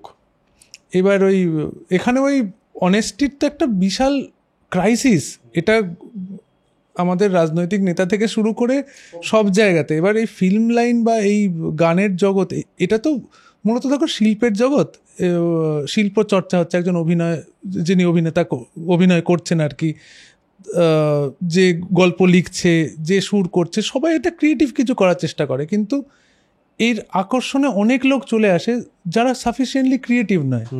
এদের সারা জীবনের একটা ক্রাইসিস এবং সারা জীবনের একটা স্ট্রাগল, তার কারণ ন্যাচারালি তো ক্রিয়েটিভ নয়। এবার কোত্থেকে কিছু একটা ঝেড়ে, কোত্থেকে কিছু একটা করে আর কি জিনিসটাকে চালানো, যার ফলে কোনো দিনই সেই অনেস্টিটা বেরোতে পারে না, সারাক্ষণই কন্ট্রাইভড। কারণ তার হয়তো আশাই উচিত হয়নি এই জগৎটাতে। এই জগৎ মানে মানুষকে তো দিনের শেষে আনন্দে স্যাটিসফাইড একটা জীবনযাপন করতে হবে, যে রাতে আমি ঘুমোই ঠিক করে, আমার খাওয়া দাওয়া খিদে পায় ঠিক সময়, সকালে যেটা খেয়েছি বিকেলে হজম হয়েছে, এই তো একটা জীবনযাপন করে মানুষ। এবার সারাক্ষণ যদি স্ট্রাগল চলতে পারে, কারণ ইউ আর ডুইং সামথিং যেটা ভালো নই আমি সেই কাজটাতে, ন্যাচারালি আসে না আমার, তাহলে তো তার স্ট্রাগল হবেই। ঠিক, একেবারেই ঠিক। এবং যদি কেউ ভাবে আমি হিট গান বানাবো, এর চেয়ে বাজে কথা তো হতে পারে না পৃথিবীতে। পৃথিবীতে কেউ জানে না যে হিট গান কি করে বানাতে হয়, হিট সিনেমা কি করে বানাতে হয়, বা হিট সাহিত্য কি করে তৈরি করতে হয়, কেউ জানে না। সব হয়ে যাওয়ার পরে তারপর সেটা নিয়ে কাটাছেঁড়া শুরু হয়। প্রচুর পণ্ডিত আসে যে তারা বলে যে এইটা এই জন্য, এটা এই জন্য, তাহলে তুই কর আর একটা। তুমি এই মুহূর্তের বাংলা গানের যা দেখতে পাও, তোমার তো অনেকটা সময় হলো এবং তুমিও নিজের মতো করে ম্যাচুরিটি তৈরি হচ্ছে, জার্নিটা আস্তে আস্তে তো তোমার মধ্যে ইভলভ তো হয়েছো, হওয়াটাই স্বাভাবিক খুব। এই যে থ্রু আউট দিস জার্নি তুমি বাংলা মিউজিকের তো একটা চেঞ্জ নিশ্চয়ই দেখতে পেয়েছো। হ্যাঁ, বাংলা মিউজিকের চেঞ্জ কিছু তো হয়েছে, বা আমি বলবো যে হওয়া উচিত আরেকটু। আমি ওখানেই আসতে চাইছিলাম যে তোমার কি মনে হয়, আমি জাস্ট এই প্রশ্নটাই করতে যাচ্ছিলাম যে তোমার কি মনে হয় বাংলা মিউজিক একটা স্যাচুরেশনের জায়গায় পৌঁছে যাচ্ছে? সেটা সবসময় হয়, এবং এই সময়ে দাঁড়িয়েও আমার মনে হচ্ছে যে উই হ্যাভ, মানে যত রকম পারমুটেশন কম্বিনেশন, একটা নতুন কিছু দরকার, একটা স্পার্ক দরকার, একটা নতুন ভয়েস দরকার, বা একটা নতুন মানে কিছু একটা লাগবে আর কি, যেটাতে মানুষ শুনবে আর একটু বেশি, আরও মানে বাংলা গানের যে শ্রোতা বা বাংলা গান যতটা মানুষের কাছে পৌঁছায় আরও বেশি দরকার, মানে অ্যাটলিস্ট পোটেনশিয়াল আছে। আমরা কিছু একটা পারছি না, যে কিছু একটা করাতে পারছি না যে যাতে আরও মানুষের কাছে পৌঁছায়। আর ধরো আমার শ্রোতা, আমাকে যারা আমার গান যেটা পছন্দ, সেটা তো একটা লিমিটেড। আমি তো এক্সপেক্ট করতে পারি না যে প্রত্যেকের আমার গান ভালো লাগবে, সবার আমার গান ভালো, আমার কণ্ঠস্বর সবার ভালো লাগবে না, এটা টেকেন ফর গ্রান্টেড, মানে এটা খুব স্বাভাবিক, সবার পৃথিবীর সবার তাই। এবার সেই জায়গাটা পরিপূর্ণ করার জন্য আরেকটা ভয়েস, আরেকটা কিছু, আমরা তো স্ট্রাগল করি যখন আমরা খুঁজি যে কাকে কাস্ট করব, কার গলা শুনবে মানুষ, কে আছে, সেই জায়গায় নতুন ইউথ ভীষণভাবে দরকার। যেমন লগ্নজিতার সঙ্গে একটা এপিসোড করেছি আমি, লগ্নজিতাও বলছিল যে বসন্ত এসে গেছে কথা। এবার বসন্ত এসে গেছে যে গলাটা, সেটাও তো একটা মানে প্লাস পয়েন্ট ওই গানটার। হ্যাঁ, ডেফিনেটলি। এবং তাতে যেটা হলো, একটা নতুন সাউন্ড তো কানে গেল লোকের। আচ্ছা, এই গলাটা তো আমরা আগে শুনিনি, মানে শাহানা বাজপেয়ীর গলাটা অত মানে কাছাকাছি, মানে একটা মিল থাকলেও লগ্নজিতার গলায় একটা এরকম বসন্ত এসে গেছে মতো গান, সেটার একটা আলাদা আমাদের এক্সপিরিয়েন্স তৈরি হলো। তুমি বোধহয় ওই এক্সপিরিয়েন্সটা কোথায় বলার চেষ্টা করছো, যে একটা লোক অন্য কিছু ট্রাই করুক, কারণ তুমি যখন এসছো তখন কেউ ওই গানটা করছিল না যেটা তুমি করছো। এই অরিজিনালিটা আমারও মনে হয় এই মুহূর্তে একটা অরিজিনাল কিছু দরকার, যেটা আমরা আগে শুনিনি। আচ্ছা, এইটা কি একবার শুনে দেখি তো। ঠিকই, কারণ যখনই হয়েছে তখনই ওয়ার্ক করেছে জেনারেলি আর কি, মানে ধরো খুব খারাপ না হলে, যদি কেউ ডেফিনেটলি, তুমি যেটা বলছিলে যে সবাই তো সব পারে না, ধরো কেউ জানেই না মিউজিকটা, সে এসে করতে চাইলো কিছু, সেটা হয় না। আর তোমার এবং ব্যাপারটা যে বাংলায় যেটা দরকার সেটা হচ্ছে নতুন, এই প্রচুর লোক আছে পুরোনো গান নিয়ে সেগুলোকে ভেজে ভেজে চচ্চড়ি বানিয়ে, মানে আর কিছু নেই, আর ওই গানটা আর অন্যভাবে গাওয়ার জায়গা নেই, it is bin done to death. সেইটা করলে কিন্তু কোনো উন্নতি নেই, মানে এটা অনেকটা রিমেক ছবি বা ওই ধরনের ওই আলোচনার মধ্যে গান নিয়ে যদি বলি আর কি, যে ওই অনেকে আমি দেখি আর কি, যে ক্যালেন্ডার দেখে, অনেকদের সাথে আলোচনা হয় যে ক্যালেন্ডার দেখে গান বানানো, যে অমুকের জন্মদিন, তাকে উদ্দেশ্য করে একটা গান তৈরি হচ্ছে, কার মানে এখন কোন তিথি, জন্মাষ্টমী, কৃষ্ণের গান, হোলির সময় এই গান, কালী পুজো আসছে, কালীর, আরে এইটা কোনো কাজের কথা নয়। দিস ইজ মানে lack of creativity and zero talent. এই যে আমার দরকার হচ্ছে যে একটা গ্রীষ্মকালের সকালে একটা অদ্ভুত অ্যাপিল যেটা মানুষ শুনতে পাবে, যে ক্যালেন্ডার দেখে গান বানাতে বসেনি, সে এমনি তার ভেতর থেকে গান এসেছে। একদমই তাই। আর একটা জিনিস যেটা বারবার হয়েছে, তোমার এখনো আমি দেখছি এরকম অনেক রাইটার আছে যার সঙ্গে ধরো আমি রিসেন্টলি একটা ফিল্ম করবো, হয়তো নেক্সট ইয়ার একটা ছবি করবো, তো তার জন্য আমি একটা কিছু জনের মধ্যে অনেকেই আমাকে লিরিক পাঠায়, বুঝলে, মাঝে মাঝে আমি গান লিখতে চাই দাদা, যদি তোমার ছবিতে কোনো গান হয়। মিউজিক ডিরেক্টররাও মিউজিক পাঠায়, আমরা একটা গান বানিয়েছি। সেখানে লিরিকের ক্ষেত্রে আমি দেখি যে তোমার লিরিক আসার পর যে সহজ শব্দগুলো তুমি বারবার গানে ব্যবহার করতে পেরেছো, মানে ডাল ভাতকে ইউজ করতে পেরেছো গানে, বা মানে কি বলবো, দৈনন্দিন জিনিসগুলোকে খুব সোজা কথায়, অথচ আবার অ্যাট দ্য সেম টাইম ফিরে গেছে কত বোবা টানেলের মতো, এইটাও মানে লিখেছো, যেটার মধ্যে খুবই অ্যালেগোরিক্যাল আর কি, খুবই রূপকার্থক, দুটোই লিখেছো। এর মাঝখানে একটা কিছু ক্র্যাক করার চেষ্টা করছে বেশ কিছু মানুষ। আচ্ছা, আমি এটা দেখেছি, আমার নিজের অবজারভেশন এটা। এর মাঝখানে কিছু একটা ক্র্যাক করার চেষ্টা করছে, যেটাতে একটু রূপক আর একটু মানে ডাল ভাত, এইটা মিলিয়ে যদি কিছু একটা বানানো যায় যেটা অরিজিনাল হতেও পারে। এটা কি তোমার চোখে পড়েছে? মানে তুমি প্রথমে বলছিলে, বাট হ্যাঁ, আমি না কিছু সেরকম পাইনি যেটা থেকে আমি খুব ইমপ্রেসড হয়েছি এখন অবধি। তুমি মিডল অফ দ্য রোড তুমি বলছো যে এর মাঝামাঝি কিছু, কিন্তু খুব অ্যাট্রাকটিভ কিছু পাইনি আমি। প্রসেনের লেখা আমার খুব ভালো লেগেছিল, যখন, কারণ প্রসেন তো আমারই বয়সী, ওই সময় লিখেছে এবং এখনও যে লেখে, ও কিছু কমার্শিয়াল গানের লিরিকও লিখেছে আর কি, যেগুলো অত সহজ নয় কিন্তু লেখা, ও সেগুলো লিখেছে, আমার ভালো লেগেছিল। কিন্তু সেরকমভাবে খুব যে কানে লেগেছে যে দারুণ নতুনত্ব, সেরকম তুমি যেটা বলছো আর কি, মানে আমার খুব অ্যাপিলিং কিছু লাগেনি। অ্যাপিলিং কিছু এখনো লাগছে না, না, না, এবং তোমার মনে হচ্ছে সেই জায়গাটা এখনো ফাঁকাই পড়ে আছে। এটা বলা খুব কঠিন। মানে ওই একটা ভয়েড তৈরি হচ্ছে, এবং এই হয় যে এই ভয়েডটা ভেঙেই সাডেনলি কিছু একটা আসতেই পারে। আমার তো আরেকটা জিনিসও মনে হয়, আমি খুব আশাবাদী মানুষ, বুঝলে অনুপম, আমি খুব আশা করতে ভালোবাসি। আমার যখন সবাই বলে যে কিছুই হচ্ছে না, আমার মনে হয় এটাই হলো বেস্ট টাইম আশা করার জন্য, কারণ এই সমস্ত সময়গুলোতেই কিছু একটা হয়। হ্যাঁ, একদমই তাই, সেটা হয়। আমাদের আসলে দেখো, এই গান বাজনা নিয়ে আলোচনা করছি, এগুলো অনেক উপরের লেভেলের, যে ওপরের লেভেল বলতে যে যদি আমি সমাজের স্তর ভাবি, যে গান বাজনা যে হচ্ছে, সবার আগে দরকার হচ্ছে ইকোনমি। এটা মানুষ বারবার করে ভুলে যায় যে অর্থনীতি যদি ঠিক না থাকে কোনো কিছু কিন্তু হবে না। আমরা মানে অরণ্যের রোদন যেটা বলে সেটা হবে আর কি। অর্থনীতি এবং তার সঙ্গে রাজনৈতিক পরিবেশ, এই দুটো যদি ঠিক না হয়, কোনো জায়গার কোনো উন্নতি কোনোদিন হবে না। বাংলার সেইটা ভীষণ প্রয়োজন। বাংলার অর্থনীতিটা নড়ে, এবং এই যে মানে কি, এটা দীর্ঘদিন দিয়ে হয়ে গেছে যে বাংলার প্রতি অ্যাট্রাকশনটা কম। একটা ইউথ, সে যে বাংলা গান লিখবে, সে কেন লিখবে?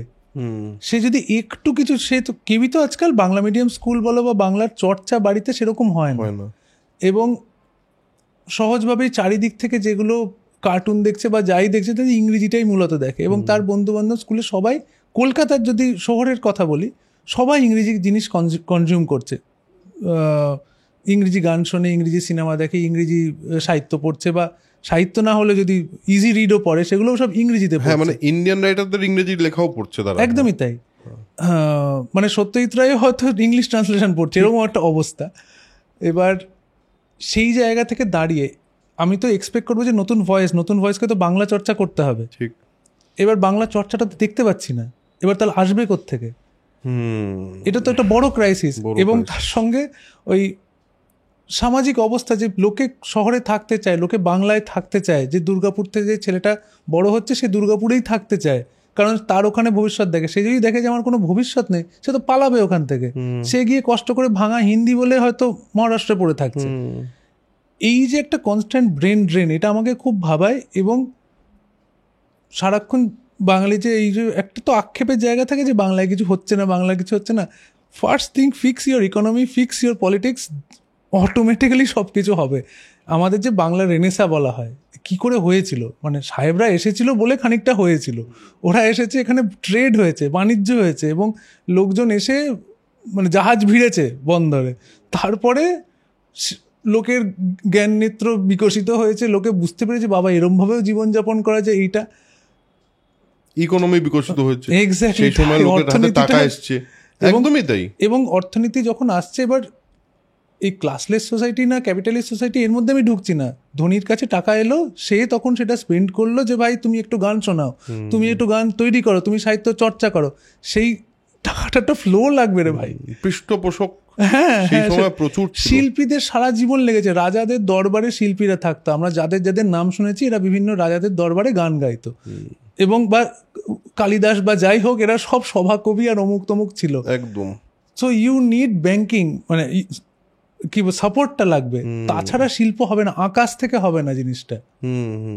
এবং সবচেয়ে বড় কথা যেটা তুমি বললে সেটা সত্যি খুবই চিন্তার, যে যাদের কাছ থেকে আমরা এক্সপেক্ট করে বসে আছি যে এরা কিছু করবে, তারা যদি বাংলাটাই না শোনে বা বাংলাটাই না শেখে, বা ধরো সিম্পল ব্যাপার, তারা যদি বাংলা গান তৈরি করবে কি করে, তারা বাংলা গান শুনবে, আমরাও বাংলা গান তুমি বাংলা গান শুনেছো বলেই তো তুমি বাংলা গান তৈরি করেছো।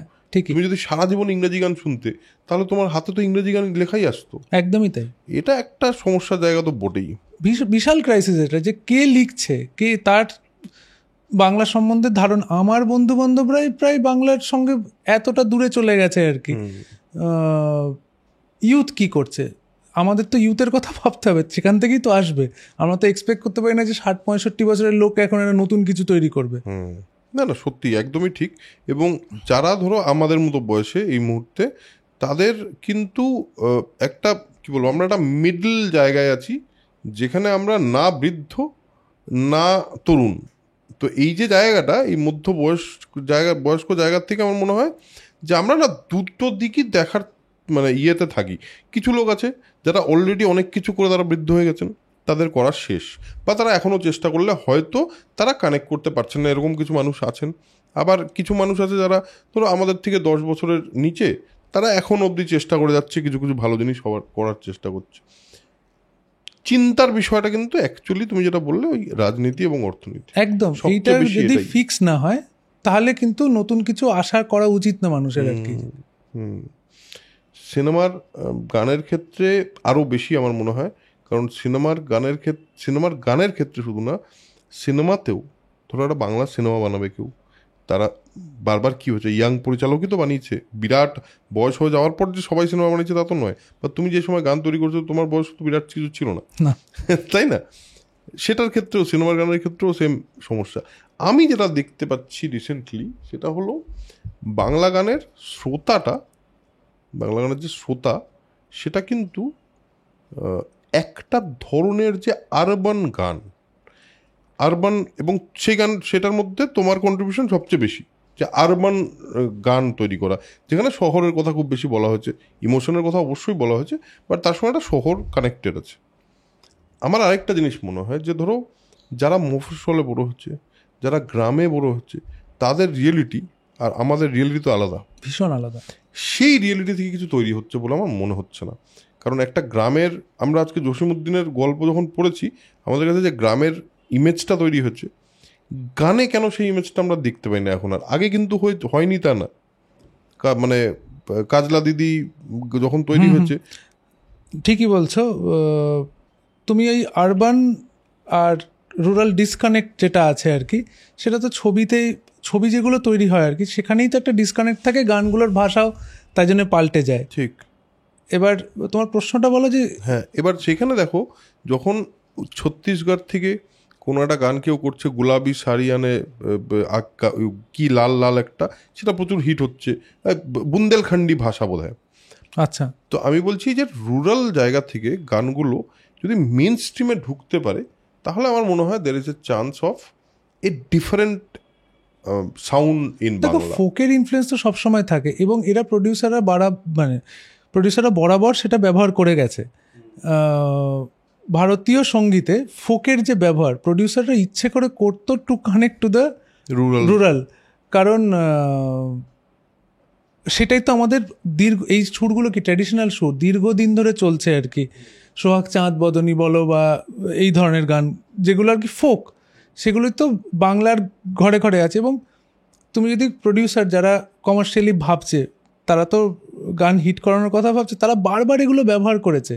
এবং এখনো হয়ে চলে যে একটা ফোক যেন থাকে ছবিতে, সেই ফোকটা দিয়ে সবাইকে ধরার একটা চেষ্টা আর কি।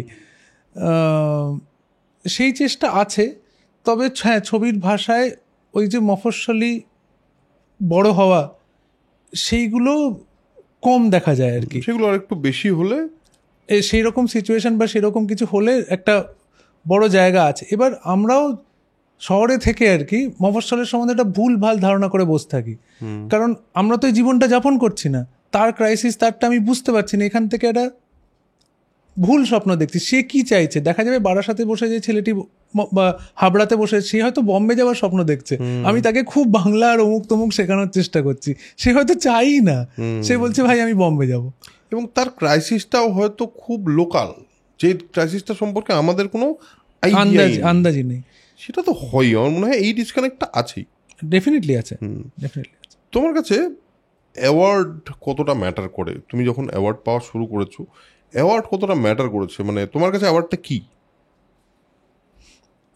অ্যাওয়ার্ড অ্যাকচুয়ালি আমার কাছে ম্যাটার করে না, এক কথায়। বেশ, এবার আমার ভাগ্য ভালো যে প্রচুর অ্যাওয়ার্ড আমি পেয়েছি। এবার অ্যাওয়ার্ড হয়তো অনেক মানুষের কাছে ম্যাটার করে আর কি, যারা দেখে যে অ্যাওয়ার্ড উইনিং আর্টিস্ট বা অমুক কিছু বলতে ভাল লাগে আর কি। কিন্তু আমার কাছে আজকে যদি একটা মান্নাদের গান শুনি, যে আমি যে জলসা ঘরে শুনছি, যে ওরকম গাইছেন, শুনতে এরকম লাগছে, মাথাটা দুলছে, তখন কি আমি বসে ভাবি মান্নাদের এই গানটার জন্য অ্যাওয়ার্ড পেয়েছিল, না এই সুরকার বা এই গীতিকার কোনো অ্যাওয়ার্ড পেয়েছিল এই গানের জন্য? আমরা ভাবি না।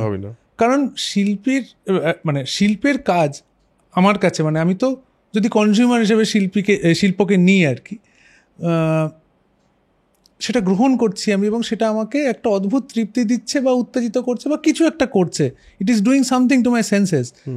সেখানে কোন অ্যাওয়ার্ড মান্নাদে পেয়েছে আমার কিছু যায় আসে না, সত্যি যায় আসে না। এবং আজকে যখন গাড়িতে যেতে যেতে হঠাৎ একটা ইংরেজি গান বেজে উঠলো, হয়তো আর্টিস্টের নামও জানি না আমি, এবং অ্যাওয়ার্ডের নামটা যেখানে আমি আনইম্পর্টেন্ট বলছি, আর্টিস্টের নামটাও আনইম্পর্টেন্ট বলছি।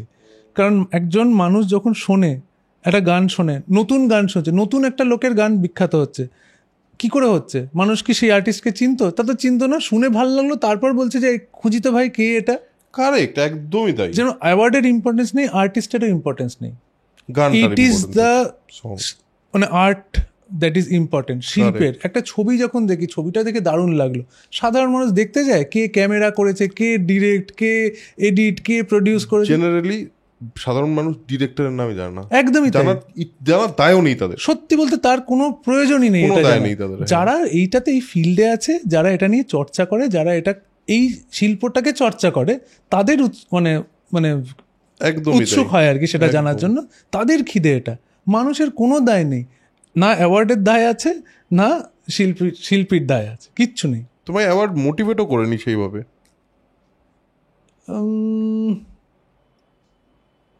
মোটিভেট খুব একটা করেনি, মোটিভেট করেনি। আর তারপরেই মানে আমি যখন ওই বলছিলাম ছোটবেলায় খুব নাইভ ছিলাম, যে আমি কিছু বুঝতে পারতাম, তারপর পরবর্তী দেখলাম যে এই অ্যাওয়ার্ডের জন্য এত 2 নম্বরই হয়, এবং এমন একটি অ্যাওয়ার্ড যেটা নিয়ে আমি খুব গর্ববোধ করব, দেখা যাবে 10 বছর পরে একটা অযোগ্য লোক সেই অ্যাওয়ার্ডটি পেয়েছিল, তাহলে ওই অ্যাওয়ার্ডের ভ্যালু কি? ঠিক। বা আমি হয়তো যে বছর পেলাম সে বছর আমি মনে হলো বাহ এটা দারুণ, সামনের বছর দেখা গেলো ওই একই অ্যাওয়ার্ড যাকে আমি কোনো শিল্পী বলেই মনে করি না সে পেয়েছে, তখন আমার সেইটার প্রতি কি সম্মান থাকবে? এবং সেটাতে মোটিভেশনও পাবে। হ্যাঁ, এবং এই জিনিসগুলো করাপ্টই হয়ে গেছে, এবং আজকে বিভিন্ন লোক আর কি একে তেল মারছে, ওকে টাকা খাওয়াচ্ছে, এই করছে, কি এটা অ্যাওয়ার্ড দেবে? কি করবে আমি জানি না ওই অ্যাওয়ার্ডটা নিয়ে মানুষটা। মানে আমার কোনো অ্যাম্বিশনই নেই কোনো অ্যাওয়ার্ড পাওয়ার। এই মুহূর্তের সমাজ নিয়ে আমরা কিছুটা কথা বললাম, বলে আবার মিউজিক, সমাজ সব মিলিয়ে মিশিয়ে যেভাবে কথা বলি আমরা, একটা জিনিস তো আমাদের জীবনে খুবই ওতপ্রোতভাবে জড়িয়ে গেছে, সেটা হলো সোশ্যাল মিডিয়া। ধরো আমি এই পডকাস্টটা করি, এটাও সোশ্যাল মিডিয়ার মাধ্যমে এই লোকের কাছে পৌঁছয়, বা কিছু ক্লিপস রিলস পৌঁছয়, বা পুরো ভিডিওটাও পৌঁছয়। সেখানে লোকজন আমাকে অনেক সময় অনেক মানে এত কথা কেন বলেন, আপনি কে, এই সমস্ত কথাও যেরকম বলে, আবার প্রচুর ভালো ভালো কথাও আসে। তাই এটা তো আমাদের একটা পার্ট অফ লাইফ। তোমাকে আমি সবাইকে জিজ্ঞেস করি এটা, বিকজ আমি নিজেও বুঝে উঠতে পারছি না ব্যাপারটা যে হাউ টু হ্যান্ডেল দিস। কারণ খারাপ তো লাগে যখন কেউ খারাপ কথা বলে। তোমার ক্ষেত্রে ব্যাপারটা কীরকম? তোমার তো জার্নিটা অনেক দিন আগের থেকে শুরু হচ্ছে, তোমার ক্ষেত্রে ব্যাপারটা কিরকম? How do you see social media? দেখো, সোশ্যাল মিডিয়া যেটা হয়েছে যে ইনস্ট্যান্ট করা যাচ্ছে, রিয়াকশনটা লিখতে পারছে, এটা কিন্তু আগেও ছিল। আমি সুনীলদার লেখায় পড়েছি যে সুনীল গাঙ্গুলির কাছে চিঠি আসতো, বেশিরভাগ লেখকের কাছে চিঠি আসতো, পরে ফোন আসতো, যেখানে পাঠক পাঠিকা যারা অ্যাকচুয়ালি সুনীলদার লেখা পড়েছে তারা জানাচ্ছে তাদের পাঠক, মানে প্রক্রিয়া জানাচ্ছে আর কি, যে আমার এটা ভালো লাগেনি, অমুক ভালো লাগেনি। সেটা তো একজন শিল্পীর ক্ষেত্রে হয়ই আর কি। কিন্তু সমাজ মাধ্যম যেটা করেছে, যে শ্রোতা নয় সেও বলে যাচ্ছে, মানে সোশ্যাল মিডিয়া যেটা সমস্যাটা আর কি, যে সত্যি কথা বলতে যে সুনীল গাঙ্গুলি লেখা নিয়ে বিন্দুমাত্র ইন্টারেস্টেড নয়, সে সুনীল গাঙ্গুলিকে কোনোদিন কোনো চিঠি লিখতে যাবে না। কারেক্ট। কিন্তু একটা সোশ্যাল মিডিয়া সেই জায়গায় দিয়েছে, যে আমার গান জীবনে শোনে না, সেও আমাকে আমার গান নিয়ে দু কথা বলে চলে গেল। এইটা একটু অদ্ভুত আর কি, যে আমি শুনতে ভালো লাগে, আমার খারাপ ভালো, কারণ আমি তো একটা অডিয়েন্স তৈরি করেছি আমার, তুমি তোমার একটা অডিয়েন্স তৈরি করেছো এই অনুষ্ঠানটা দীর্ঘদিন করে, যারা রেগুলার শোনে, তারা যখন একটা ফিডব্যাক দেয় সেটার কিন্তু একটা দাম আছে অবশ্যই, এবং খারাপ ভালো সেটার দাম আছে, কারণ দ্যাট ইজ হোয়াট, মানে একটা পাচ্ছি তো একটা জায়গা থেকে, যে ও আমি এটা লিখেছিলাম, এটা ওর ভালো লাগেনি, ও এইভাবে, আমি হয়তো ভাবিনি যে এটা তাকে এইভাবে স্পর্শ করেছেন, ওই মানুষটা সেটা ভালো লাগেনি, সেইটার একটা মূল্য আছে। কিন্তু আলটপকা কথার খুব একটা মূল্য নেই, কিন্তু এই আলটপকাতেই ভরে গেছে আর কি, যার ফলে তুমি ওই খড়ের গাদায় সূচ খোঁজার মতন ব্যাপার আর কি, যে ভালো কমেন্টও পাবে, কিন্তু তার আগে প্রচুর জঞ্জাল করিয়ে হয়তো দু তিনটে হিরে পাবে। তাই জন্য আমি খুব বেশি ঢুকি না আর কি। দেখো, এগুলো আমরা প্রফেশনালি আর্টিস্টের কাজ হচ্ছে নিজেকে জাহির করা এবং সারাক্ষণ বলা যে আমি আছি, আমি আছি, আমি আছি, আমার গান এই ওই, নাহলে আমার হয়তো কেউ করবে না রে বাবা, এটা আমার এজেন্সি হোক বা আমার তরফ থেকে এগুলো করতে, যার ফলে আমাদের প্রচার দরকার। আর্টিস্ট যদি প্রচার বিমুখ হয় খুব আর কি, খুব মুশকিল। এবার তাকে অন্য কাউকে তখন তুলে ধরতে হবে। এবার তোমাদের ক্ষেত্রে, মানে তুমি একটা জিনিস তো সোশ্যাল মিডিয়াতে কনজিউম করবে বলেই তৈরি করছে, এটা তো ইউটিউবেই যাচ্ছে, 100%, সেটাই তো আমাদের মাধ্যম একদম। কিন্তু সেটা ওই প্রফেশনালি ব্যবহার করাই ভালো বলে আমার মনে হয়, যে আমি ওটা প্রফেশনালি ব্যবহার করি। ওখানে আমি খোশ গল্প করছি না, ওখানে গিয়ে আমি দিনের পর দিন, ঘন্টার পর ঘন্টা আমি স্পেন্ড করি না। আমি আমার মূল কাজটা কিন্তু গান তৈরি করা। আমি যদি ভুলে যাই যে আমি গান তৈরির বদলে, মানে ফেসবুক করা বা ইনস্টাগ্রাম করাটা আমার কাজ নয়, ওটা আমার প্রফেশন নয়। আমার প্রফেশনটা গান তৈরি করা, লিরিক লেখা, সুর করা, গাওয়া, সেটা প্র্যাকটিস করা, সেটা করতে আমার দিনের অনেকটা সময় যাচ্ছে। তারপরে আমি খানিকক্ষণটা সময় কিছুটা ব্যয় করলাম, গাড়িতে করে যাচ্ছি হয়তো কোথাও একটা, প্রচারের জন্য ব্যবহার করা হয় আমাদের ক্ষেত্রে। প্রচারের জন্য ব্যবহার করাটা তো ভালো, কারণ ওটাতে ডিরেক্ট অনেক মানুষের কাছে পৌঁছে যায়। মুশকিলটা তো তুমি যেটা বললে, সেই সময় সুনীল গাঙ্গুলিকে ধরো কেউ তার লেখা পড়ে পাঠালো, আবার কিছু লোক তাকে, এবং যারা পাঠাচ্ছে তারা কিন্তু তার লেখা পড়ে তার কাজের ব্যাপারেই বলছে, তার সঙ্গে কথা। মুশকিলটা হলো এখন সোশ্যাল মিডিয়াতে লোকে কাজের বাইরের মানুষটাকে নিয়ে কথা বলছে, উইচ আমার কোথাও একটা গিয়ে প্রচন্ড ডিস্টার্বিং লাগে। এটাও কিন্তু ছিল, কিন্তু সোশ্যাল মিডিয়া ছিল না। আজকে বিদ্যাসাগর কেন কারমাটোর চলে গেলেন উনি? এমন সারা জীবন যে মানুষের জন্য কাজ করলো, তারপর তাকে এমন লোকজন বিরক্ত করলো, এমন তাকে মানে ফেস করতে হলো, সে বললো ভাই থাকবোই না তোদের শহরে। মানে সেই অর্থে সেই সময়কার ট্রোলিং। হ্যাঁ, একদমই তাই। আজকে কি রবি ঠাকুরকে সেটা ফেস করতে হয়নি? আজকে অন্য কোনো যে কিছু করতে চেয়েছে অন্যরকম, বা যে কিছু চেষ্টা করছে, তাকে বাধা পেতে হয়েছে, এবং প্রচণ্ডভাবে আর কি একটা ট্রোলিং যদি বলো আর কি, সেটা হয়ে এসছে। সেটার নতুন উপায় হচ্ছে, মানে সহজে করা যাচ্ছে। আর এটা করতে আমাদের এই যে হিউজ পপুলেশন এবং হিউজ আনএমপ্লয়মেন্ট, আজকে যদি সত্যি আমরা এমপ্লয়মেন্ট দিতে পারতাম এত মানুষকে, তাহলে তাদের হাতে এত সময় থাকতো না। তাদের যদি, মানে এই যে এতটা সময় তারা কি করবে? রিল দেখছে আর এই করছে, রিল দেখছে, গিয়ে কমেন্ট করে চলে আসছে, তারা তো কিছু যায় আসছে না, বিরাট কিছু যায় না। আমি দেখেছি এরকম মানুষ যারা সময় নিয়ে কমেন্ট করে, মানে এত তাদের হয়তো সত্যিই কষ্ট হয়েছে কিছু একটা দেখে, বা সত্যি খারাপ লেগেছে, তারা নাহলে অতটা সময় তো স্পেন্ড করা যায় না। যেখানে সত্যি, হ্যাঁ, তারা হয়তো সত্যি এফেক্টেড হয়েছে। আমার মনে হয় সোশ্যাল মিডিয়ার কেন যে কোনো জিনিসেরই ভালো খারাপ দুটো দিকই আছে, সব কিছুরই আছে। এবং আমি জেনারেলি চেষ্টা করি, প্রথম খুব খারাপ লাগতো যখন এসে কেউ কিছু বলতো, তারপরে একটা পয়েন্টে ভাবার চেষ্টা করলাম যে এই কমেন্টগুলো আসার কারণ কী জন্য আসছে সেটা বোঝার চেষ্টা করলাম। তাতে কি সত্যি আমার কোনো ভূমিকা আছে এই কমেন্টগুলো আসার পেছনে? মানে আমার কি সত্যি কোনো কিছু করার নেই আছে? সেটা যদি আমার মনে হয়েছে যেখানে যেখানে ধরো আমার একটু ইমপ্রুভমেন্টের দরকার, এই কন্টেন্টটা কেউ একটা লিখেছে, এই কমেন্টটা, সেই কমেন্টটার মধ্যে কিছু একটা আছে যেটা আমি নিজেকে ইমপ্রুভ করতে পারি, সেটাকে আমি নিজে পরিষ্কার নিজের ভালোর জন্যই নিয়েছি। এবং তাতে কিন্তু ভালোও হয়, খারাপ কিছু শুধু যে খারাপ হয় তা নয়। বাট ওই আর কি, মানে আমাদের এমন একটা সিচুয়েশনে আমরা আছি যেখানে ভালো খারাপটা নিয়েই চলতে হবে, এবং সারা জীবনই চলে এসছে মানুষ। হ্যাঁ, চলে এসছে এবং ভবিষ্যতেও চলবে। এখন সোশ্যাল মিডিয়া নিয়ে এত কথা হচ্ছে, 2030-এ আরো মারাত্মক জিনিস আসছে, তাতে আরো বেশি অপমান করা হবে, সব নিয়ে চলতে হবে। চার্চিল একটা কথা বলেছিল যে if you pay attention to every dog that barks, তাহলে তো তুমি জীবনে নিজের লক্ষ্যে পৌঁছাতেই পারবে না আর কি।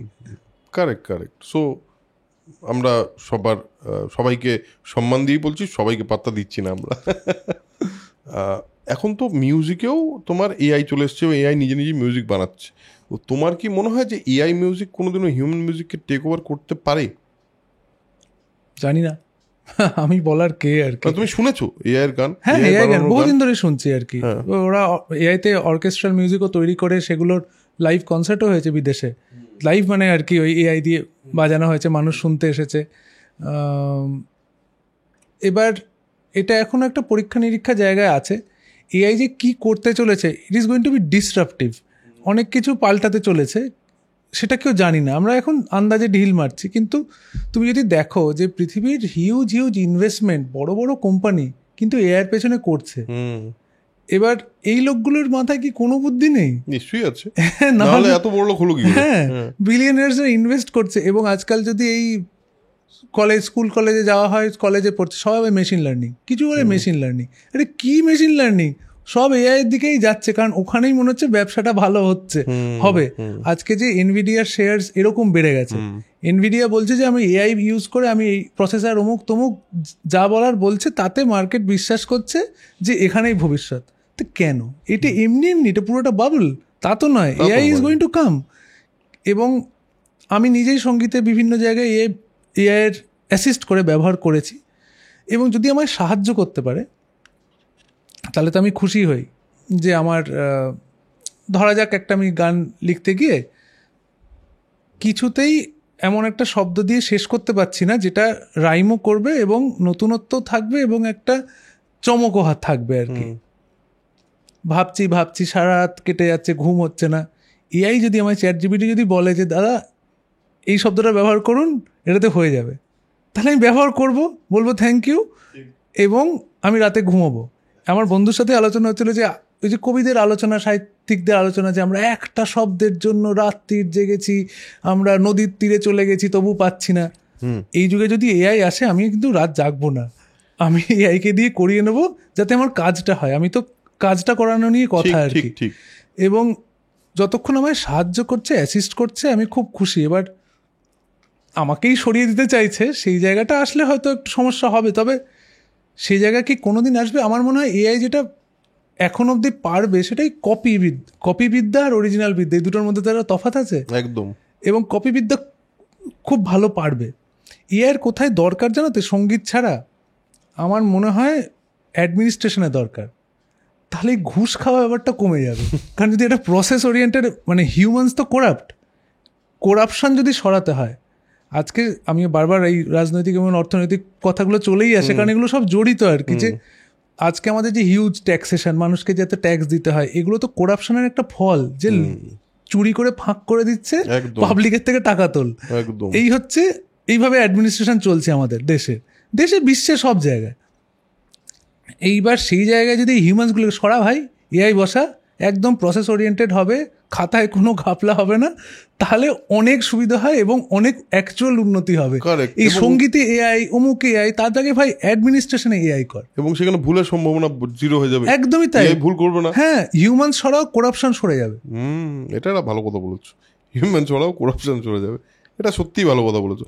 আরেকটা জিনিস তোমায় জিজ্ঞেস করি, সেটা হলো যে এই তুমি যেহেতু অ্যাডমিনিস্ট্রেশন পলিটিক্সে বারবার বলছো যে এগুলো এসেই যাচ্ছে, একটা জিনিস রিসেন্টলি আমি খুব দেখলাম, সেটা হলো যেটা আমি নিজে খেয়াল করেছি খুবই, এবং সেটা আমার নিজের খুব অসুবিধে হচ্ছে, সেটা হলো ধরো যখন যখন কোনো কিছু ঘটে, আমরা রিসেন্টলি একটা ঘটনার কথা সবাই জানি, তখন যখন কোনো কিছু ঘটে সবাই মিলে, মানে সাধারণ মানুষ মিলে, বিশেষ করে সোশ্যাল মিডিয়াতে, আমি সব সাধারণ মানুষের কথা জানি না, বাট সোশ্যাল মিডিয়াতে একটা জিনিস তৈরি হয় যে অমুক কিছু বললেন না কেন, অমুক কিছু করলেন না কেন, অমুক তখন বলেননি কেন, এখন কেন বলছেন, তো এখন কেন বলছেন না, তখন কেন বললেন, এই যে দুনিয়ার প্রশ্ন।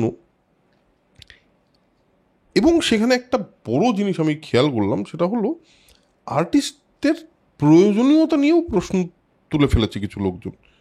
এরা কি করে, এরা সমাজের কন্ট্রিবিউশন কি, এটা তোমার কি মনে হয়? মানে এইটাও আমি বলবো এটা নতুন কিছু নয়, আমি সুনীল গাঙ্গুলির লেখাতেই পড়েছি, সনাতন পাঠক সংগ্রহতে যেখানে লিখছে আর কি, যে চিঠি আসে যে দাদা আসামে বন্যা হলো আপনি কিছু লিখলেন না কেন, এটা কিন্তু সুনীলদাকেও ফেস করতে হয়েছে। এইবার এটা তো আসলে কি হয়, শিল্পীদেরকে না মানুষ খুব সম্মান করে, ভালোবাসে, এবং ভালোবাসার জায়গায় একটা হিরো ওয়ার্শিপের জায়গাও তৈরি হয়ে যায়, এবং এক্সপেকটেশন তৈরি হয় যে এই মানুষটা এবার এই কথা বলবে। এবার এত মানুষের এত রকম রাজনৈতিক চেতনা, তার এক এক রকম দর্শন, সবাইকে তো খুশি করা যায় না সবসময়, এবং সব বিষয়ে কথা বলাও যায় না। ঠিক, এবার কোন শিল্পী কোন বিষয়ে কথা বলবেন, কোন বিষয়ে বলবে না, তার ব্যক্তিগত ব্যাপার। আর সত্যি কথা বলতে হিরো তো বানানো হচ্ছে, হিরো ওয়ার্শিপ করা হচ্ছে, কেউ হিরো নয়, that is the truth. Everyone is a human being, প্রত্যেকে নিজের মতন করে জীবনযাপন করছে। এই যে মানে হোলিয়ার দেন দাও, যে আমি আপনার চাইতে খুব মহান, এরকম নয়, সবাই সমান। হ্যাঁ, এবং সাধারণ মানুষও যা, একজন শিল্পীও তাই, মানে কোনো বিশেষ তফাৎ নেই। একদমই তাই। এবং সবচেয়ে বড় কথা হলো, এই যে শিল্পী বলে যাদেরকে তুমি বলছো হিরো ওয়ার্শিপ করা হচ্ছে, তাদের নিজস্ব ভালনারেবিলিটি আছে, তাদের নিজস্ব ইনসিকিউরিটিজ আছে, তাদের নিজের সঙ্গে লড়াই আছে সবসময়। এবং সবসময় শিল্পীদের সবচেয়ে একটা বড় লড়াই কি জানো তো, আমার মনে হচ্ছে, এটা তোমার কি মনে হয় আমি জানি না, বাট আমার মনে হয় সবসময় একটা যা করেছি সেটা আর করা যাবে না, এই যে একটা ফুল স্টপ প্রত্যেকটা কাজের পর দিতে হয়, আমাকে আবার নতুন কিছু, তুমি যে প্রথম শুরু করেছিলাম আমরা, নতুন কিছু ভাবতে হবে। এটার চেয়ে বড় স্ট্রাগল, মানে এটা তো খুব বড় একটা ইন্টারনাল স্ট্রাগল, এবং এটা যে কতগুলো ইনসিকিউরিটিকে একসাথে টাচ করে, মানে financial insecurity, mental insecurity, mental instability, সব কিছুকে ধরে ধরে ধরে ধরে যায়, এবং আমরা বারবার ওই ইন্টারনাল কনফ্লিক্টের মধ্যে তো যেতেই থাকি। তুমি একদমই ঠিক বলেছো। আর সোল কানেকশন পডকাস্টে আমরা যেটা করার চেষ্টা করি, আমরা করার চেষ্টা করি একজন আর্টিস্টকে এনে তার হিউম্যান সাইডটাকে বোঝার চেষ্টা করি। এটাই হলো, এই কারণে অনেকেই বলে যে সোল কানেকশন পডকাস্টে মানুষটাকে নতুন করে জানতে পারলাম। খুবই ভালো। সেটা ব্যাপারটা হচ্ছে যে আমার একটা গান আছে, মানে আমি পরবর্তীতে হয়তো রিলিজ করব, যে আমি কি নিজেকে জানি। নিজেকে জানা কিন্তু সবচেয়ে বড় কঠিন কাজ, এবং পৃথিবীর যদি কোয়েস্ট বলা হয়, যে সাধু সন্ন্যাসী সব বসে আছে কি খুঁজছে, নিজেকে জানারই তো, যে আমি এই মেডিটেশনে কি হয়, মাথাটা ফাঁকা করা, যে কোনো অন্য চিন্তা আসবে না, এবার তারপর সেলফের রিয়েলাইজেশন যে আমি কি, এবার আমি কি একরকম জিনিস, আমি কি দেখাচ্ছি সেটা আর এক রকম জিনিস, তুমি কি পড়ছো সেটা আর এক রকম জিনিস, তোমার পড়াটা মানুষ আরেক যারা দেখছে তার। সুতরাং এই এত কিছুর মধ্যে যে অরিজিনাল সেলফটা আর কি, it is a very difficult task. আরেকজনকে চেনার আগে নিজেকে চেনাটা, সেটা চিনতেই মানে ওই 80 বছর লেগে যায়, তাও চেনা হয় না, তাও চেনা হয়ে ওঠে না। আমি এটা চেয়েছিলাম, আমি এরকম ভেবেছিলাম, আই ক্যান্ট বিলিভ যে আমি এটা করেছি। একদমই।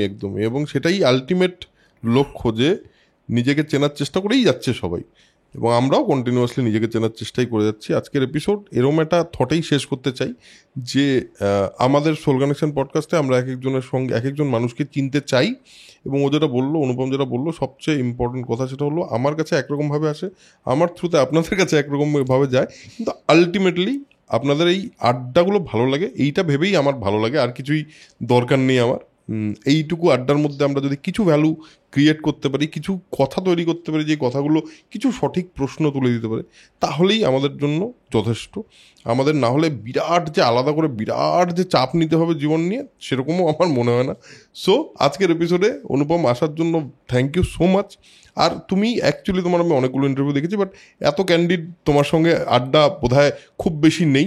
খুবই একটা ঘরের মতো আড্ডাই মারলাম আমরা, তোমাকে চিনলাম, তোমার সঙ্গে আলাপ হলো, খুব ভালো লাগলো। Thank you. এবং আজকের এপিসোড এখানেই শেষ করছি। দেখা হচ্ছে পরের এপিসোডে। ততক্ষণের জন্য যেটা বারবার বলি সেটা হলো spread knowledge, spread positivity, because knowledge is power and positivity is everything. Tata.